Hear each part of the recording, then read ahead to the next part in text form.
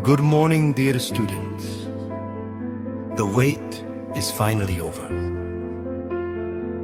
On behalf of Adhyayanam Smart Coaching Institute, I warmly welcome each one of you. Today is a special day. We are gathered here to not just attend a seminar, but to learn, to get inspired, and to take one more step towards a brighter future. We are truly honored to have with us a respected teacher, an experienced career coach, and an inspiring motivational speaker. Please give a big round of applause to welcome Mr. Sumik Laha, Assistant Professor, Career Coach, and motivation speaker. Welcome, sir. The stage is yours.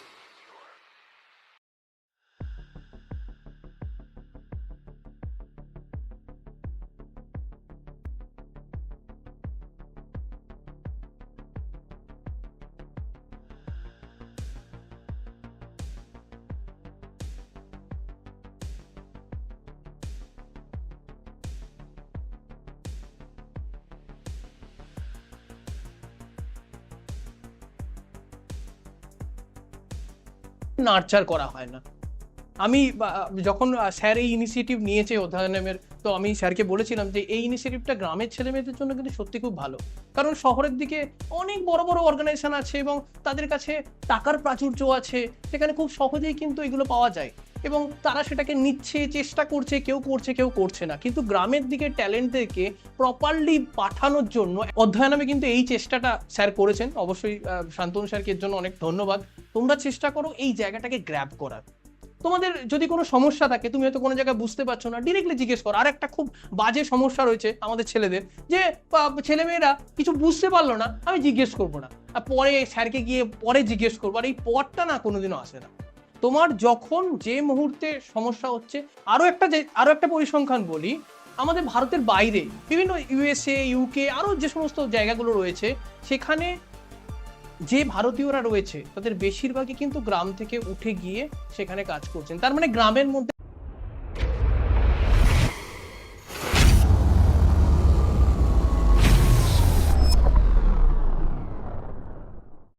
প্রত্যেক দিনই কিছু না কিছু পড়ান। Sir খুব ভালো করে প্রত্যেকটা শিডিউল করে রাখেন যে এই দিন করে করতে হবে। কেন শিডিউল করে রেখেছে? হতেই পারে তো কালকে বলতো আজকে ফিজিক্স পড়াবো, আচ্ছা পরশু কেমিস্ট্রি পড়াবো না। এই যে শিডিউল করে রেখেছে, শিডিউল করার জন্য কি হয়েছে না, তোমরা একটা স্পেসিফিক রুটিনে গেছো, তোমাদের একটা স্পেসিফিক টার্গেট তৈরি হয়েছে যে আচ্ছা আজকে এই চ্যাপ্টারটাই পড়ানো হবে, তাহলে আমি একটু আগে রিভাইজ করে আসি, আমি একটু ভালো বুঝতে পারবো। নেক্সট দিন অন্য কোনো চ্যাপ্টার পড়ানো হবে, তুমি একটু পড়ে এলে, তোমার মনে কোয়ারি এলো। তুমি যদি বই পড়ো, আমি কি করতাম নর্মালি বলি, আগে একটু টিচার পড়ানোকে নিজে পড়ে নিতাম, তাহলে আমার মনে অনেক কোয়ারি আসতো, সেই কোয়ারিগুলো একটু জিজ্ঞেস করতাম, স্যার এটা কেন হচ্ছে, খুব জ্বালাতাম টিচারদের, খুব জ্বালাতাম, প্রচুর কোশ্চেন করতাম। তাতে কি হতো, আমার যে কনসেপ্টগুলো আছে এটা কিন্তু ক্লিয়ার হয়ে যেত। তো তোমাদের ক্ষেত্রেও কিন্তু সেই জায়গাটাকে আনতে হবে যে আমি এই জায়গাটা জানি, সেখান থেকে আমি কিছু কোশ্চেন করবো। কারণ দেখো, টিচার তোমার কাছে কনসেপ্টটাকে বুঝিয়ে দেবে, টিচার তোমাকে কনসেপ্টটা ক্লিয়ার করে দেবে, তার মধ্যে থেকে তোমার কোয়ারি যেগুলো আসবে সেগুলোকেও কিন্তু ক্লিয়ার করবে। তো যাই হোক, আমার পিপিটি চালিয়ে দিয়েছে, তো আমার সম্বন্ধে অনেক কিছু বলেছে, আমার সম্বন্ধে এত কিছু বলার কিছু নেই যদিও। সাইডে আচ্ছা, ওকে। সো একটা ছোট জিনিস আছে, আমি কিন্তু একটু মজা করে মানে করাতে ভালোবাসি। তো before we start, a quick question for you, quick poll. দেখো, একটু হাত তুলবে, raise your hand if this sounds like you. I skip meals or sleep when exam are close. দেখো, যখন পরীক্ষা আসে না, তখন আমরা খুব চিন্তায় থাকি যে আরে পরীক্ষা এসে গেছে, কি করে পরীক্ষায় কমপ্লিট কি করব। বেশিরভাগ সময় কিন্তু আমরা না খেয়ে যাই। তো এখানের মধ্যে কে কে আছিস যে পরীক্ষার আগে না খেয়ে গেছিস? হাত তোল দেখি। বাহ, very good. Next, I feel guilty when I take a break. তুমি মনে করছো যে পরীক্ষা, দেখবে আমরা কিন্তু অনেকটাই আছে যে লাস্ট টাইমে সব একসাথে কমপ্লিট করবো, প্রপার প্ল্যানিং নেই আমাদের। তুমি তখন মনে করছো আমি যদি একটা ব্রেক নিয়ে নিই তাহলে আমার খুব বড় দোষ করে ফেলেছি, বাট এই ব্রেকটা নিয়ে আমার দরকার। তোমরা কিন্তু অনেকেই কি করো যে না আমি ব্রেক নেবো না, কন্টিনিউ পড়ে যাবো। Next, I compare my marks with my friend marks. আমরা তো সবাই করে, তুই কত পেয়েছিস, এই তোকে কেন টিচার বেশি দিয়েছে। বাট এই মার্কসটা না খুব একটা ভ্যারি করে না, 2 নাম্বার 4 নাম্বার 5 নাম্বারের জন্য বিশেষ কিছু হয়ে যায় না। Next, I study for hours but forget everything next day. আমরা মোটামুটি মোস্টলি আমরা যা স্টুডেন্টদেরকে দিয়ে দেখছি 90% স্টুডেন্ট পরীক্ষার আগের দিন পড়ে আর তারপরের দিন ভুলে যায়। এর জন্যই দরকার কনসেপ্ট বিল্ডিং। কনসেপ্টটাকে তোমাকে ঠিক করে বানিয়ে রাখতে হবে যাতে ওই কনসেপ্টের উপর তুমি কাজ করতে পারো। আজকে যারা ধরো, তোমার তো মনে হতে পারে যারা আইআইটিতে পড়ছে, বিভিন্ন জায়গাতে পড়ছে, তারা কিভাবে করছে, তারা কনসেপ্টটাকে বিল্ড করেছে, সেই কনসেপ্টের উপর কাজ করছে, সেই কনসেপ্টের উপর পড়াশোনা করছে, করে সেই জায়গাটা আসছে। লাস্ট নাইট তুমি পড়তে পারো, সেটা পরীক্ষায় পাশ করার জন্য খুব ভালো, বাট কনসেপ্ট ক্লিয়ারের জন্য তোমাকে আগে থাকতে পড়ে সেই জায়গাটাকে কিন্তু ঠিক করতে হবে। আচ্ছা, don't worry, almost every student does at least one of this. Today we will fix together. Marks matter, but they are not the whole story. 1 in 3 students feel exam stress affects their health. আমি প্রচুর স্টুডেন্টকে দেখেছি পরীক্ষা দিতে গিয়ে তারা হয়তো অজ্ঞান হয়ে গেছে, বা পরীক্ষা দিতে যাওয়ার সময় এত কনফিউশন, এত ফিল, মানে এমন একটা কন্ডিশন ফিল করছে যে ওর হাত কাঁপছে। 3 জনের মধ্যে একজন স্টুডেন্টের কিন্তু এটা হয়। এই জায়গাগুলোকে কিন্তু আমরা আজকে সবাই মিলে আলোচনা করব কিভাবে আমরা এই জায়গাগুলোকে আস্তে আস্তে ঠিক করতে পারি। 90% of topper say sleep and routine matter as much as study hours. তুমি দেখবে ওই পরীক্ষায় ফার্স্ট হওয়ার পরে বলে না যে আমি 16 ঘন্টা পড়তাম, 18 ঘন্টা পড়তাম, যেমন একটু আগে আমি শুরু করেছিলাম 17 ঘন্টা পড়তাম। দেখো, আমার বয়সে এখন এসে আমার 7 ঘন্টা ঘুম লাগবে, আমি পড়ে নিয়েছি খুব সুন্দর করে, আমি 7 ঘন্টা কিন্তু ঘুমোই। যেহেতু ঘুমাচ্ছি, স্লিপটা ঠিক আছে, তার জন্য কিন্তু এই 16-17 ঘন্টা কাজটা খুব একটা অসুবিধা হচ্ছে না। বাট আমি যদি ঘুমটা 4 ঘন্টা করে নিয়ে 20 ঘন্টা কাজ করি, তাহলে খুব তাড়াতাড়ি আমি অসুস্থ হয়ে যাবো। তুমি যখন পরীক্ষায় পড়ছো, তুমি যদি লাস্ট 1 মান্থ প্ল্যান করো, ইন লাস্ট 1 মান্থ প্ল্যান তোমার একটা প্রপার প্ল্যানিং থাকবে যে আমি 14 ঘন্টা পড়ছি, 10 ঘন্টা বাকি কাজ করবো, ঘুমাবো, একটু খাবো, বাকি একটু বন্ধুদের সাথে কথা বলবো, এটাও দরকার। আর আমরা যত গ্যাপ দেবো, মানে আমরা একটা কথা বলি যে পাওয়ার ন্যাপ বলি, এটা আমারও খুব ভালো লাগে। আমরা কোনো কাজ করছি, 2 ঘন্টা আমি কাজ করলাম, কাজ করার পরে কী করলাম, আমি 15 মিনিট ঘুমিয়ে গেলাম, কারোর সাথে কথা বলি না, জাস্ট ঘুমিয়ে গেলাম। 15 মিনিট পরে আমি আবার যখন উঠলাম, তখন আবার আমি 1 ঘন্টা কাজ করলাম, আবার আমি 15 মিনিট ঘুমিয়ে গেলাম। এই পাওয়ার ন্যাপটা না খুব বেশি অক্সিজেন সাপ্লাই দেয় এবং আমাদেরকে খুব ভালো কাজ করতে হেল্প করে। তোমরা এটা করতে পারো যে তোমরা যখন পড়ছো, পড়ার সময় একটা স্টাডি রুটিন করেছো, 1 ঘন্টা পড়লে 1/2 ঘন্টা ব্রেক দিলে, বাড়ির লোকের সাথে কথা বলো, মায়ের সাথে কথা বলো, বাবার সাথে কথা বলো, বাড়ির সবার সাথে একটু গল্প করলে, আবার 1 ঘন্টা পরে যাও। তাহলে সুবিধা কী হবে, তোমার যে পড়াটা পড়েছো সেই পড়াটা কিন্তু মনেও থাকবে এবং সেই পড়াটা কিন্তু তোমার কাছে কার্যকরী হবে। Next, long term success is a consistency not cramming. Obviously long term success পেতে গেলে আমাদেরকে যেটা লাগবে সেটা হলো আমাদেরকে কিন্তু কনসিস্টেন্টলি একটা জিনিস পড়তে। দেখো, আমরা অনেকেই বলি, এটা বলাটা খুব সহজ, যারা করে তারা জানে এটা খুব ডিফিকাল্ট। সেটা হলো যে হার্ডওয়ার্ক বলাটা খুব ডিফিকাল্ট, যে হার্ডওয়ার্ক আমরা করছি। বাট তুমি ধরে নাও একটা কাজ, আমি একটা ছোট্ট এক্সাম্পল দিচ্ছি। তুমি একটা ম্যাথামেটিক্সের একটা অঙ্ক তুমি করছো, এখন অঙ্কটা করতে গিয়ে তুমি প্রথম ধাপেই ভুল করেছো। ভুল করার পরে কি করেছো, দেখলে যে আচ্ছা প্রথম ধাপে ভুল হয়েছে, পুরো অঙ্কটা আবার করলে। দ্বিতীয় দিন গেছো, দ্বিতীয় দিন কিন্তু প্রথম ধাপটা ভুল করনি, সেকেন্ড ধাপে ভুল করেছো, তুমি আবার পুরোটা করলে।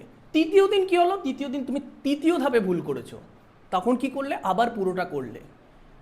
তখন কি হলো, চতুর্থ দিন তুমি যখন অঙ্কটা করতে যাবে, তখন দেখলে তুমি পুরো অঙ্কটা ঠিক করে করতে পেরেছো। কিন্তু তুমি যদি প্রথম দিন যে ধাপে ভুল করেছিলে, প্রথম ধাপে তুমি যদি ওই দিনই বন্ধ করে দিতে, তাহলে তোমার জন্য ওই তৃতীয় ধাপ বা চতুর্থ ধাপটা কোনোদিন আসতো না, তোমার কিন্তু ওই অঙ্কটা সারা জীবনের জন্য অধরাই রয়ে যেত। তো চেষ্টা করো, যতক্ষণ না কনসিস্টেন্সি আনো, যতক্ষণ না কমপ্লিট হচ্ছে, তোমাকে কাজটা করে যেতে হবে যাতে আমাকে রেজাল্টটা পেতে পারি। This is call the hard work. তুমি এই কাজটা একটা কনসিস্টেন্সি ধরে করে যাবো, যে আমি পড়ছি মানে আমি 5 ঘন্টা করে পড়বই, একদম এটা পড়বো, আমি প্রত্যেকেই 5 ঘন্টা পড়বো, তার মধ্যে 1 ঘন্টা ফিজিক্স, 2 ঘন্টা কেমিস্ট্রি, 2 ঘন্টা ম্যাথ বা বায়োলজি, যে যাই হোক, সেই জায়গাটা কিন্তু কনসিস্টেন্সি ওয়াইজ পড়বো এবং প্রত্যেক দিনের একটা রুটিন থাকবে। আচ্ছা, একটা খুব ভালো কোশ্চেন্স আছে, the more you use me the stronger I get, ignore me before an exam and I will let you down, I am not a muscle but I work like one, what am I? একটু দেখে নাও, এটার উত্তর দাও। আমি 3 জনের কাছ থেকে answer নেব, ভালো করে দেখো।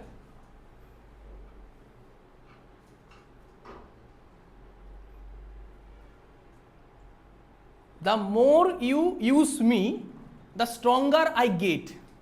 Ignore me before an exam and I will let you down. I am not a muscle, but I work like one. What am I? আমি বাংলায় বলি একটুখানি, তোর বাংলায় বলে সহজ হবে তোর জন্য, যে তুমি যত বেশি আমাকে ইউজ করবে আমি তত বেশি শক্তিশালী হব। আমি কিন্তু মাসেল না, কারণ মাসেল আমরা কি করি, জিম করে মাসেল বানাই না, এটা কিন্তু মাসেল না। তার মানে আমি বডিরই কোনো পার্ট, ফার্স্ট ক্লু, ঠিক আছে। সেকেন্ড, তুমি যদি আমাকে পরীক্ষার আগে ইগনোর করো তাহলে কিন্তু তোমাকে আমি পরীক্ষার হলে দেখে নেব, সিম্পলি। এটা কি হতে পারে, কোন কোন বডির কোন পার্ট হতে পারে? আচ্ছা আস্তে আস্তে আস্তে হাত তোলো, হাত তুলে জিজ্ঞেস করবো, বলো। আচ্ছা আর, আচ্ছা আর, ওকে।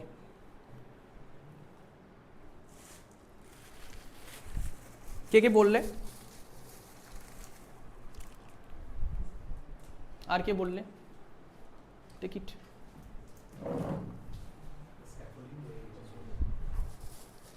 নেক্সট কে বলেছো? তুমি দাও, দেখে নি একটু answer. Your brain just like a muscle, it needs the practice. ওই আমরা মানে বাংলাতেই বলি, আমাদের তো বাংলাতে একটা খুব ভালো আছে যে অঙ্ক আর মাংস তুমি যত কষবে তত ভালো। তা ব্রেনের ক্ষেত্রেও কিন্তু তাই। ব্রেন কিন্তু একটা, দেখো এখানে কিন্তু ব্রেনকে মাসেলের সঙ্গে আমরা তুলনা করেছি। তো it needs the practice, rest and fuel to perform on the exam day. Okay, তো এবার নেক্সট আমি চলে যাই। 4 pillar of the exam success. এই 4টে পিলারকে যদি তোমরা ধরে রাখতে পারো তাহলে তুমি যে কোনো পরীক্ষায় খুব ইজিলি সাকসেস পেতে পারবে। First, smart study. স্যারের বোর্ডে বড় করে লেখা আছে যে smart coaching centre. I am very happy যে স্যার যে ওয়েতে পড়ান, আমি কিন্তু স্যারের ভিডিও খুব দেখি, স্যারের বড় ফ্যান কিন্তু আমি। স্যার কিন্তু যে ওয়েতে পড়ান, আমি স্যারকে লাস্ট 4 বছর ধরে দেখছি। এটা কিন্তু একটা জিনিস জানবে, তুমি হয়তো তুমি শালক সংশ্লেষ পড়ছো, আজকে পড়েছো পরের দিন ভুলে গেছো। তুমি যদি ছোট একটা ট্রিক্স করে রাখতে পারো যে আচ্ছা এইটা এই গল্প দিয়ে হলে তো ভালো হয়, তাহলে কিন্তু তোমার শালক সংশ্লেষ সারা জীবন মনে থাকবে। তো smart study very much needed, কারণ এখনকার দিনে এক্সামগুলো বেশিরভাগ MCQ based exam. MCQ based এক্সামে তুমি স্মার্ট স্টাডি করলে ইজিলি পাবে। এবং আমরা দেখেছি জয়েন্টের ক্ষেত্রে, মোস্টলি ক্ষেত্রে জয়েন্ট বলো নিট বলো, তুমি যত ট্রিক্স ইউজ করবে তত কিন্তু বেশি ভালো রেজাল্ট করতে পারবে। Next, body care, sleep, nutrition, movement and hydration. আমরা পরীক্ষা দিতে যাওয়ার আগে বা পরীক্ষা দিতে যাওয়ার মানে 7 দিন 10 দিন ভালো করে জল খাবে। আমরা অনেকেই জলটা খাই না, হ্যাঁ ঠিক আছে, জলটা তো কোনো ব্যাপার না, but proper hydration is very much needed, proper slip very much needed. And তুমি হয়তো একটা জায়গাতে বসেই আছো সারাদিন ধরে, কোনো মুভমেন্ট করছো না, তোমার কিন্তু বডির এই মুভমেন্টের জন্য তুমি কিন্তু অনেকটা স্লথ হয়ে যাবে, তোমার কিন্তু চিন্তাভাবনা অনেকটা কম হয়ে যাবে। মাইন্ড কেয়ার, যাতে স্ট্রেস না আসে একটু। আমরা একটা খুব ছোট একটা স্ট্র্যাটেজি বলি যে তুমি যদি গান শোনো খুব ভালো কাজে দেবে। পরীক্ষা দিতে যাওয়ার আগে তুমি জাস্ট হাফ অ্যান আওয়ার গান শুনে নাও, মানে একদম আগে নয়, কিছুক্ষণ আগে। তাতে তোমার কী হবে না, মাইন্ড কিন্তু খুব ফ্রি থাকবে। তুমি অলরেডি সব পড়ে নিয়েছো, already completed, everything completed. Just আমাকে বুদ্ধি করে কোথায় কি কোশ্চেন এসছে সেটা লিখে দিতে হবে, তার জন্য আমাকে মাথাটা ঠান্ডা রাখতে হবে। So mind care is very much important. And time, এটা আরও একটা ইম্পর্টেন্ট জায়গা। বেশিরভাগ জায়গায় দেখবে কোশ্চেন পড়ে 100টা কোশ্চেন আছে 1.5 ঘন্টার মধ্যে কমপ্লিট করতে হবে। তো অনেকেই কি করে, আরে বাবা আমি তো প্রথম দিকে খুব তাড়াতাড়ি করে করতে গেল, এর জায়গায় বি করে দিল, বি এর জায়গায় সি করলো, অ্যান্ড তোমার র্যাঙ্ক কিন্তু অনেক পিছনে চলে এলো। টাইম ম্যানেজমেন্টটা শেখো। তোমাকে বলেনি কেউ 100টা কোশ্চেনই অ্যাটেন্ড করতে হবে, 100র মধ্যে কাট অফ হয়তো আসে 60। তুমি টার্গেট করো আমি 60খানা কোশ্চেন প্রপারলি করব, তারপরে আমি যাব। Time management. অ্যান্ড প্রত্যেক দিন একটা স্টপওয়াচ নিয়ে বসো, 100টা কোশ্চেন করতে তোমার কতক্ষণ টাইম লাগছে, বা 1 ঘন্টার মধ্যে তুমি কতটা কোশ্চেন করতে পারছো, হোয়াট ইজ দ্য রেট, এই রেটটাকে বের করো। তাহলে সুবিধা কী হবে, তুমি তোমার নিজের পোটেন্সি বুঝতে পারবে যে আচ্ছা এই আমি 1 ঘন্টায় 50টা করতে পারি, তাহলে 1.5 ঘন্টা আছে আমি 70টা করতে পারবো। একজন দেখলে না আমি একটু বেশ ভালো স্পিডে করছি, তো আমি 1 ঘন্টায় 60টা করতে পারছি, মানে 1.5 ঘন্টায় 80-85টা করে নিতে পারবো। এই জায়গাটা সবার জন্য কিন্তু ডিফারেন্ট হবে। এবার আসবে তুমি কতটা প্রিসাইসলি করতে পারছো, কতটা পারফেক্টলি করতে পারছো। এই টাইম ম্যানেজমেন্ট কিন্তু একটা খুব বড় একটা ইম্পর্টেন্ট জায়গা। Next, smart study, not just the long study, active recall. মনে রাখার জন্য আমিও ছোটোবেলায় করতাম ওই ইতিহাস না পড়তে আমার খুব ভালো লাগতো, জানিস তো। কিন্তু ইতিহাসের একটা গল্পকে এত সাল আর এত রাজা, এদের মনে রাখা খুব কঠিন। সব ছোট ছোট করে কবিতা করে নিতাম আর গিয়ে খাতায় এত সুন্দর লিখতাম। মানে আমি সায়েন্স নিয়ে পড়েছি কিন্তু আমার বেশি ভালো লাগতো ইতিহাস আর ভূগোল। আর আমার খুব ভালো লাগতো যে ও আচ্ছা ভূগোলের মধ্যে কিন্তু একটা ভালো জায়গা আছে, সত্যি ভালো জায়গা আছে, ইতিহাসের মধ্যে একটা দারুণ জায়গা আছে। তো আমাকে মনে করতে হবে, অ্যাক্টিভ রিকল করতে হবে। তার জন্য আমরা ছোট ছোট, এখনকার দিনে ওই যে ছোটো ছোটো মিম বেরিয়েছে না, তোরা এরকম ছোটো ছোটো গল্প কিছু বানিয়ে নিলি, এক লাইন বা 2 লাইন কিছু বানিয়ে নিলি, দেন মাথায় রাখলি। Next, repetition, focus and break, obviously teach back. So repetition করাটা কিন্তু দরকার। আমাকে এটাও জেনে নিতে হবে যে আমার যে টোটাল সিলেবাসটা আছে, এই সিলেবাসটা আমি কতক্ষণের মধ্যে কমপ্লিট করতে পারবো, কত দিনের মধ্যে কমপ্লিট করতে পারবো, কত মাসের মধ্যে কমপ্লিট। সাপোজ আমি বলছি তোমাদের যখন লাস্ট এক্সাম হচ্ছে আর তোমার ফাইনাল এক্সাম, এর মাঝখানে গ্যাপ আছে 2 মান্থস, তার মানে 2 মান্থসের মধ্যে তুমি টার্গেট করেছো প্রত্যেকটা জিনিসকে 2 বার করে রিপিটেশন করবে। দেন এটার একটা প্রপার শিডিউল হলো, অ্যান্ড তুমি ঠিক পরীক্ষার আগে পুরোটা কমপ্লিট করে নিলে 2 বার করে রিপিটেশন। তাহলে কিন্তু সুবিধা কী হবে, তুমি যখন পরীক্ষা দিতে গেলে তখন তো খুব ইজি হয়ে যাবে জিনিসটা রিকল করে মনে রাখার জন্য। আর অবভিয়াসলি তুমি যদি, আমি একটু আগেই বলেছি, দেখ এখানে লেখা আছে 25 minute focus study plus 5 minute real break. হ্যাঁ, ওই ব্রেকের সময় বসে মোবাইলে কিছু করিস না, কারণ মোবাইলটা না একটা ডিস্ট্র্যাক্ট জায়গা। মোবাইলটা ইউজ করো, তার জন্য একটা আলাদা টাইম রাখো, বাট এই যে পড়ছো, পড়ার মাঝখানে যে ব্রেকটা থাকবে, সেই ব্রেক টাইমটাতে তুমি আইদার তোমার বাড়ির লোকের সঙ্গে কথা বলো, বা তুমি নিজে কিছু করো, যেই কাজটা তোমাকে, গান শুনলে একটুখানি, বা নিজে একটু ছবি আঁকলে, একটা ছোটোখাটো ছবি এঁকে নিলে, এটা করতেই পারো। এটা খুব ভালো একটা অ্যাক্টিভিটি। 30 মিনিটস ব্রেক, মানে আমরা এই 25 আর 5 মিনিটের স্ট্র্যাটেজিটা কাজে লাগাতে পারি। 25 মিনিট পড়বো, 5 মিনিট ব্রেক নেবো। বাট আমি বলছি আমাদের মোটামুটি, তোদেরকে তো আমি জানি, তোরা 25 মিনিট পরে 5 মিনিটে আরও 25 মিনিট চলে যাবে, তো ওটা করলে হবে না। তোরা একটা কাজ করতে পারিস, 1 ঘন্টা পরে 15 মিনিট থেকে 20 মিনিট ব্রেক নিতে পারিস, আবার 1 ঘন্টা পরে আধা ঘন্টা ব্রেক নিলি। হয়তো প্রথম ব্রেকটা একটু ছোট নিলি, পরের ব্রেকটা একটু বড় নিলি, সেটা করতে পারিস। বাট একটা টাইম স্প্যান থাকবে, আমি মর্নিং সেশনে কতটা পড়ছি, আমি ইভিনিংয়ে কতটা পড়ছি, সেই অনুযায়ী আমি গ্যাপিংটাকে ক্যালকুলেশন করব। বাট তার মানে এই নয় যে ওই গ্যাপিং সময়টাতে এমন কোথাও চলে গেলে, আজ চলে গেল ক্যারাম খেলতে, হয়ে গেছে, না যাও 2 ঘন্টা পরে ফিরে এলে তুমি আগের যা পড়েছিলে সব ভুলে গেছো। তো সেই জায়গাটা করা যাবে না। আর এই সময়টুকুর মধ্যে হ্যাঁ খেলা নিয়ে কোনো আপত্তি নেই, খেলা সব থেকে ভালো। স্বামীজি তো বলেছেন যে গীতা পাঠ করার থেকে ফুটবল খেলা ভালো। তো অবভিয়াসলি খেললে ব্রেন অ্যাক্টিভ হবে, অনেক কিছু কাজ করতে পারবে, বাট একটা প্রপার টাইমিং করো, সেই টাইমিং ওয়াইজ করো। আমি রামকৃষ্ণ মিশনের স্টুডেন্ট, তো ছোটোবেলা থেকে আমি দেখেছি, আমি যখন রামকৃষ্ণ মিশনে পড়তাম, তো আমাদের এই খেলার উপর খুব আলাদা করে জোর দেওয়া হতো। মানে খেলার যে পিরিয়ড ছিল, সেখানে যদি তুমি কোথাও বাড়ি চলে যেতে বা কিছু, বাড়ি নয় যদিও, অন্য কিছু করতে, সেখানে কিন্তু আমাদের মারধর করতো।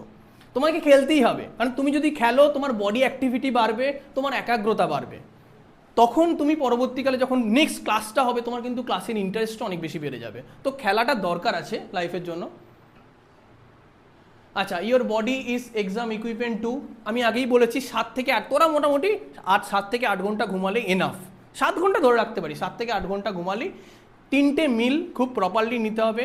সবার প্রথম মনে রাখবে, ব্রেকফাস্ট সবসময় ভারী করবে, লাঞ্চ বেশি ভারী করবে না, কারণ তোরা ঘুমোবি, মাছ ভাত খাবি, দিয়ে ঘুমিয়ে যাবি। তার জন্য ব্রেকফাস্টটা ভালো করে করো, যাতে লাঞ্চটা একটু হালকা করে করতে পারো, ঠিক আছে? আর এই যে আমাদের দেশে তো এই নিয়মটা নেই। আমরা কি করি, আমরা রাত্রেবেলা 10টা বা 11টার সময় খাই। অ্যাকচুয়ালি খাওয়ার টাইমটা হলো সন্ধ্যেবেলা 7টা বা 7:30টার সময়। তুমি যদি খেয়ে নাও, তোমার আর গ্যাপিং কিছু থাকছে না। বাট আমি এখানে 3টে মিল বলেছি, বাট 3টে মিলের জায়গায় তুমি 4টে মিল করলেই আমার মনে হয় বেটার, কারণ আমাদের কান্ট্রি ওয়াইজ 4টে মিলটাই খুব বেশি ভালো যাবে। তুমি হয়তো 12টা 1টার সময় খেয়েছো, আবার রাত্রেবেলা 12টার সময় খাচ্ছ, বড় একটা গ্যাপ হয়ে গেল। ওই গ্যাপে কিন্তু তোমার অ্যাসিডিটির প্রবলেম হতে পারে। এটা কিন্তু খুব বড় একটা জায়গা, যে আমি নিজেকে খেয়াল রাখছি সেই জায়গায়। আরেকটা জিনিস যেটা আমি করি, তোমরা করতে পারো, সেটা হলো যে একটু স্মল গ্যাপ, মানে ছোট অল্প অল্প করে খাবার খাও, বারবার খাও। মানে আমি বলছি, আমি ভাতটা খুব বেশি খাই না, ভাতটা 2 বারের জন্য রেখে দিই, অল্প অল্প করে খেলাম। বা আমি একটু সকালে ব্রেকফাস্ট করছি, ব্রেকফাস্টটা একটু ভারী করলাম, আবার বিকেলবেলা কি করলাম, 2 বার খেলাম, 2 ঘন্টা বা 1 ঘন্টা 1.5 ঘন্টা ছাড়া অল্প করে খেলাম। তাতে কি হয় না, অ্যাসিডিটি প্রবলেমটাও থাকে না, এবং তুমি ফুললি ফিল থাকো না। একটা জিনিস ভালো করে মাথায় রাখবে, যে তুমি যদি ফুল ফিল থাকো না, পুরো দারুণ করে খেয়েছো, একদম পেট ভরে খেয়েছো, তুমি কিন্তু যে কাজটাই করতে যাবে, সেই কাজটা কিন্তু পারফেক্টলি করতে পারবে না। তার জন্য তুমি সবসময় চেষ্টা করবে 3/4 করে খাওয়ার জন্য।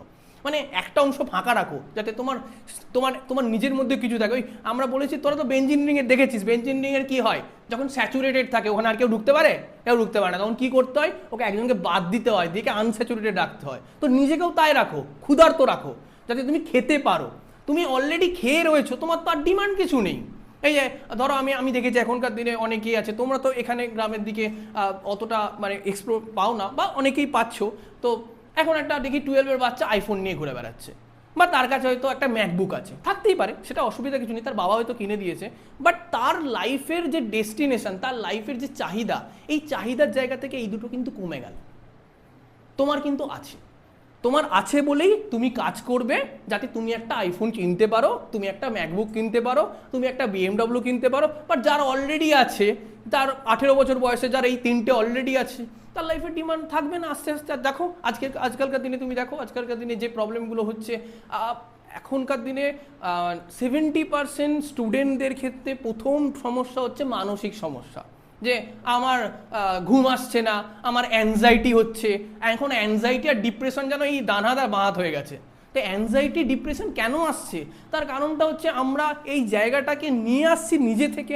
আমরা যদি ভাবি যে আমরা কোনো একটা জিনিস কাজ করব, সেই কাজটা করার জন্য টার্গেট ফোকাস ক্রিয়েট করি, তাহলে সেই জায়গাটা আসবে না। অলরেডি আমার কাছে সব কিছু আছে, আমার আর কিছু লাগবে না, আমি আর কিছু পাচ্ছি না কিছু করার, আমার অলরেডি অ্যাংজাইটি আসছে। তো সেই জায়গাটা রিকভারি করতে পারতো, নিজের একটা ফোকাস রাখো যে আমারও এগুলো হবে। আমি চাই তোমরা সবাই আইফোন নাও, সবাই দারুণ দারুণ গাড়ি চড়ো, বাট এই ফোকাসটা রাখার জন্য তোমাকে কিন্তু ধীরে ধীরে নিজেকে কাজ করতে পারে। একটা গ্রাফ যখন হয়, দেখবে গ্রাফ দেখেছো, গ্রাফ কোত্থেকে আসে গো, একদম 0 পয়েন্ট থেকে আসে না। গ্রাফকে কখনো দেখেছো উপর দিক, মানে খুব কম আর দেখবে তুমি উপর দিক থেকে দেখতে পাবে। গ্রাফটা আস্তে আস্তে ওঠার পরে কি হয়, নিচের দিকে নামে। এবার একটা ব্যাপার হচ্ছে, গ্রাফটা নিচের দিকে নামার আগে তুমি যদি খুব ভালো করে জুম করে দেখো, তাহলে দেখবে এই জায়গাটা একটা বড় ফেজ আছে, যেখানে কিন্তু প্যারালাল একটা লাইন করে, যেখানে কিন্তু একটা জায়গা মেনটেন করার চেষ্টা করে। আমার লাইফটাও তাই। 0 বছর বয়স, ঠিক আছে, 0, সেখান থেকে 20 থেকে 40-50 অব্দি তুমি সুন্দর করে চলছো, তোমার আর্নিং করছো, তোমার সারা লাইফ চলছে, অ্যান্ড 50-র পর থেকে আস্তে আস্তে আস্তে আস্তে ডাউন হচ্ছে। তো একটা কার্ভ এরকম হয় ভালো, কার্ভটা এরকম নয় হঠাৎ করে উঠে গেল অ্যান্ড আবার হঠাৎ করে নেমে গেল। এই কার্ভটা কিন্তু খুব একটা ভ্যালু হয় না। তো তার জন্য তোমাকে এমন একভাবে নিজেকে তৈরি করতে হবে যাতে তোমার লাইফটাও সুন্দর করে কাটে, একটা সুন্দর কার্ভ তৈরি হয় তোমার লাইফে। মুভমেন্ট 20 মিনিটস, একটু হাঁটা চলা করা, একটু ব্যায়াম করা, যারা একটু ব্যায়াম করি, হয়তো বাড়িতে একটু পুশ আপ মেরে নিলি 20 মিনিটস, খুব ভালো, তাদের একটু ভালো কাজে দেবে। তো এই 3টে পোর্শন কিন্তু তোমরা করতে পারো, যেটা কিন্তু তোমাদের জন্য খুব ভালো একটা কাজে দেবে। আচ্ছা, এবার দেখো এরপরে যে কন্ট্রোল, আমি একটু আগেই বলছিলাম অ্যাংজাইটি, ডিপ্রেশন, এগুলো কি রিলেটেড, মাইন্ড রিলেটেড। তো আমাকে মাথা শান্ত রাখতে হবে, মন শান্ত রাখতে হবে। মন শান্ত রাখতে গেলে আমরা কি করব, আমরা এই বক্স ব্রিথিং টেকনোলজি করতে পারি। ইনহেল করলাম 4 সেকেন্ড, তারপরে হোল্ড করব 4 সেকেন্ড, তারপরে এক্সেল করব, আবার হোল্ড করব। এই 4 সেকেন্ড স্ট্র্যাটেজি করতে, ইনহেল করলাম ইনহেল, একটু হোল্ড করলাম, দেন এক্সেল করলাম, দেন আবার হোল্ড করলাম। এই জায়গাটাকে আমরা একটু রিপিট করলাম। তাহলে কি হবে, যত বেশি আমরা এই ইনহেল এক্সেল করতে পারবো, তত আমাদের বডির কিন্তু ভিতরে বডির কিন্তু মুভমেন্টটাও ঠিক থাকবে এবং আমাদের মাইন্ডও কাম থাকবে। আরও অনেকগুলো জিনিস আছে, টক টু সামওয়ান, অনেকেই পছন্দ করে, ঠিক আছে একটু বন্ধুর সঙ্গে কথা বলে নি, হ্যাঁ ইউ ক্যান টক, বন্ধুর সঙ্গে একটু কথা বলে তোমার যদি মন ঠিক হয়। এবারে হ্যাঁ, বন্ধুর সঙ্গে কথা বলে তুমি কম্প্যারিজন করতে যেও না, নর্মালি কথা বলো। রিপ্লেস দ্য সেলফ টক। অনেক সময় কি হয় যে অনেকে কিন্তু একটা মানে প্রবলেম হয় যে আমরা নিজে অনেক সময় ভাবি যে আরে আমি এটা করতে পারছি না, আমি এটা আমি বোধহয় পারিনি, অন্য বন্ধুরা করে নিয়েছে। সেই জায়গাটা না করে তুমি দরকার হলে কারোর সাথে কথা বলতে পারো, দিয়ে সেই জায়গাটাকে তুমি রিপ্লেস করতে পারো, যাতে তুমি একটা জায়গা ক্রিয়েট করতে পারো যে নিজের মনের মধ্যে এটা না আসে যে আমি যতটুকু করেছি দ্যাটস ইজ দ্য বেস্ট, ওই জায়গাটাই থাকবে, আমি ওটার উপরই পরীক্ষা। আমিও সবসময় পরীক্ষা দিতে যেতাম, ধরো 5টা চ্যাপ্টার আছে, আমি একটা চ্যাপ্টার পড়তে পারিনি, আমি ছেড়ে দিতাম, আমি 4টে চ্যাপ্টারই পরীক্ষা দিতে দিতাম, আর 4টে চ্যাপ্টারে আমি বেস্ট দিয়ে আসতাম, 100% দিয়ে আসতাম। কারণ আমি যেতাম না, আমি কম নাম্বার পেতাম, আমি বলছি না, অবভিয়াসলি আমি একটা চ্যাপ্টার কম পড়েছি, কম নাম্বার পেতাম, বাট ওই 4টে চ্যাপ্টার তুমি যদি বেস্ট দাও, তাহলে 4 × 20 80% মার্কস তুমি পাচ্ছ। একটা 20% তুমি ছেড়ে দিয়েছো, 80% মার্কস পাও। কে বলেছে তোমাকে সবাইকে 100 পেয়ে গেলে তো দারুণ ব্যাপার হয়ে যাবে, তাই তো মানে সবাই আর কিছু মানে জায়গা থাকবে না রাখার মতো। চলো এবারে একটা করে বলবে ট্রু অর ফলস। আচ্ছা ওকে, চলো সবাই একটু চেষ্টা করো। ইনহেল মানে আমরা কি করছি, নিচ্ছি, নাও 4 second inhale, hold 4 second, exhale 4 second, and again hold 4 second, 5 times করো।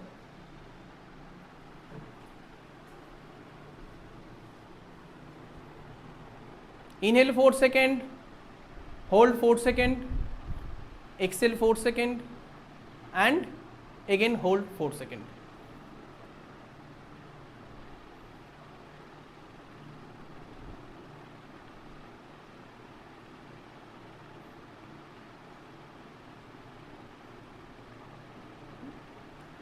আমি দেখেছি স্যার এখানে খুব সুন্দর তোমাদের মেডিটেশনের ক্লাস করান, মেডিটেশনে খুব সুন্দর একটা টেকনোলজি ইউজ করেন, দ্যাটস গুড। মেডিটেশন করলে কিন্তু তুমি এই জায়গাটা অনেকটা বেশি কিন্তু মনের একাগ্রতা পাবে, যেটা কিন্তু অনেকটা তোমাদের জন্য হেল্পফুল হবে। ওকে, চলো একটু অনেকক্ষণ অনেক কথা বলেছি, একটু এবারে তোমরা একটু নিজেরাই বলো। দেখো, studying all night before an exam improve your score. তুমি যখন পরীক্ষা দিতে যাচ্ছ তার আগের রাতে তুমি যদি পড়ো, তাহলে কি তোমার স্কোর বাড়তে পারে? খুব ভালো স্কোর হতে পারে? আচ্ছা, আমি তিনজনের কাছ থেকে আবার অ্যান্সার নেবো, ট্রু না ফলস? হাত তোলো। আচ্ছা, ফলস। এই সবাই বলে তো মুশকিল, এমনি সবাইকে দেবো যদিও, ঠিক আছে। আচ্ছা, taking short breaks while studying helps you remember more. তুমি যদি পড়তে পড়তে একটু ব্রেক নাও, তাহলে তোমার কি বেশি মনে থাকবে? হ্যাঁ, true. Okay, very good. Next, listening to loud music. আমি কিন্তু মিউজিক শুনতে বলেছিলাম একটু আগে। Listening to loud music while solving math problems boost focus. True না ফলস? কে কে ফলসে আছো হাত তোলো দেখি। আর ট্রু কে কে আছো? কি শোনো, রূপম ইসলাম? হ্যাঁ, শুনতেই পারো, কোনো ব্যাপার না। হ্যাঁ, তবে হ্যাঁ, আমরা যখন কোনো ম্যাথ করছি, ম্যাথের সময় আমরা তো ট্রিক্স ইউজ করি, সেক্ষেত্রে লাউড মিউজিকের ক্ষেত্রে এটা একটু ভুল হওয়ার চান্সটা বেশি থাকে। এবার হতেই পারে যে কারোর ক্ষেত্রে হয়তো এটা ইন্ডিভিজুয়ালি কাজে দেয়, সেটা হতে পারে। বাট আমি বলবো যে বেশি লাউড মিউজিক, অনেকে করে না, কানে একদম হেডফোন দিয়ে পুরো ফুল সাউন্ড দিয়ে দিল, তাহলে কিন্তু অনেকটা তোমার সেক্ষেত্রে ভুল হতে পারে। বাট লজিক্যালি এটা কিন্তু ফলস হবে। So now the pillar 4, time history, work on what matters, do fast, urgent plus important. আমরা একটা সুন্দর জিনিস বলি, আমাদের ফার্মাসিউটিক্যাল একটা জিনিস আছে, সেটার নাম হচ্ছে FIFO, fast in fast out. সেক্ষেত্রে কী করা হয়, ধরে নাও তুমি একটা মেডিসিন বানানো হয়েছে, মেডিসিনটার ক্ষেত্রে ধরো মেডিসিনটা ব্যাচে বানানো হচ্ছে, প্রত্যেক মাসে ডিফারেন্ট ব্যাচ হচ্ছে।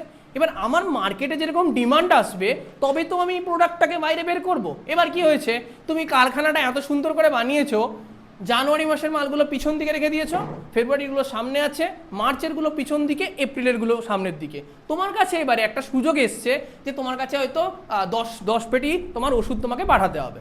তুমি কি করলে, এপ্রিল মাসেরগুলো পাঠিয়ে দিলে, তাহলে তো জানুয়ারি মাসেরগুলো পড়ে রয়ে গেল।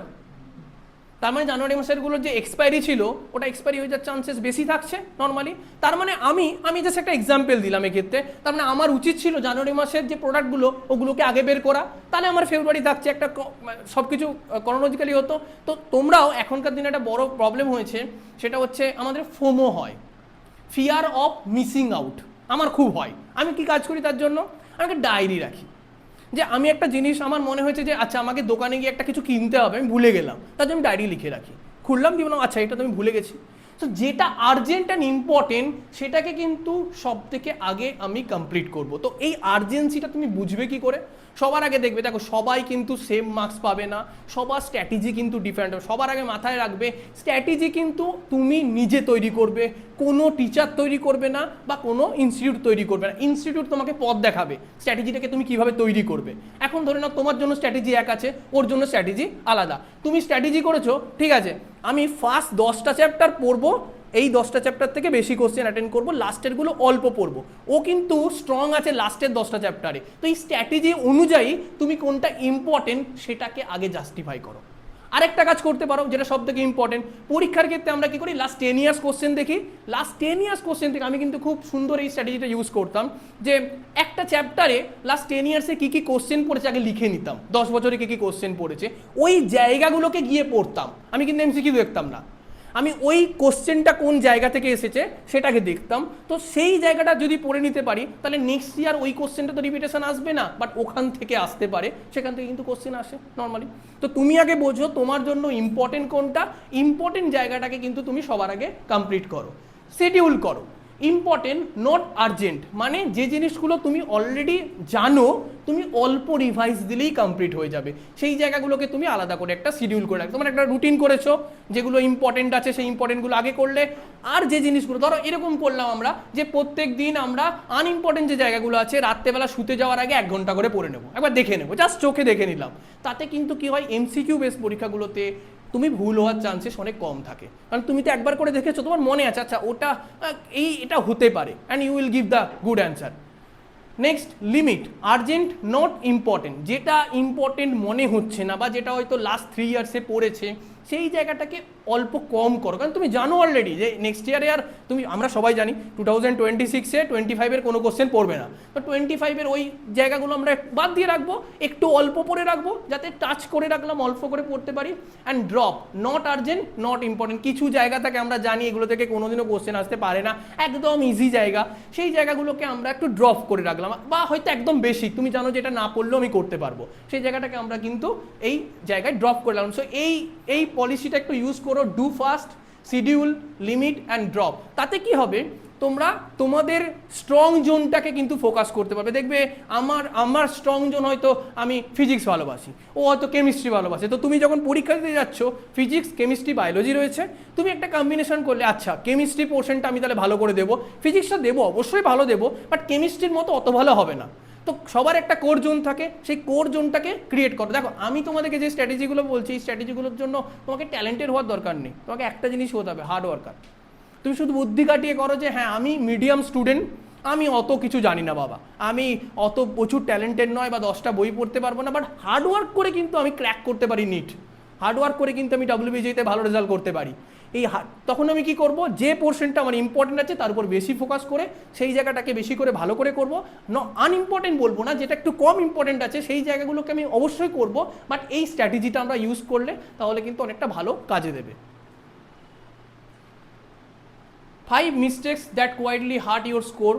একটা তো প্রথম বড় mistaking with your phone nearby. একটু আমার মনে হয়েছে ঠিক আছে ফোনটা একটু সাইলেন্ট করেই রেখে দিই, কী আছে আর কেউ ফোন করছে না, বাট মাঝে মাঝে তোমার ওই হোয়াটসঅ্যাপে মেসেজ একটা করে ঢুকতেই থাকছে, হয়তো স্যারই পাঠাচ্ছেন, হয়তো যে কোনো নোটস পাঠাচ্ছেন, তুমি বারবার তোমার হয়তো মনটা একটু বিগলিত হয়ে একবার করে খুলে দেখলে ও স্যার বলেছেন এটা পড়তে হবে, আচ্ছা আবার কিছুক্ষণ পরে দেখলে স্যার একটা নতুন নোটস পাঠিয়েছে এটা পড়তে হবে, স্যার ভালোর জন্যই পাঠাচ্ছেন, বাট তোমাকে তোমার এরিয়াটাকে বুঝতে হবে যে তুমি তখন কি করছো। তুমি তো তখন আর সেটা পড়ার জন্য বসোনি, তুমি তখন সেটা পড়ে নিয়ে তারপরে তুমি 2 ঘন্টা পরে মোবাইলে দেখো যে স্যার এইগুলো পড়তে বলেছে, আমি এই জায়গাগুলো তাহলে কালকে রেডি করবো, কারণ তোমার অলরেডি প্ল্যান আছে, তোমার অলরেডি রুটিন আছে, রুটিন ওয়াইজ তুমি কাজ করবে। তো যখন পড়ছো একটু মোবাইলটাকে দূরে রাখো, যাতে মোবাইল থেকে ডিস্টার্ব হওয়ার চান্সেসটা কম থাকে। আর মাঝে মাঝে রিল দেখলে তো আর কিছু বলার নেই, তাহলে আর কিছু করার নেই, রিল তুমি দেখতে পারো।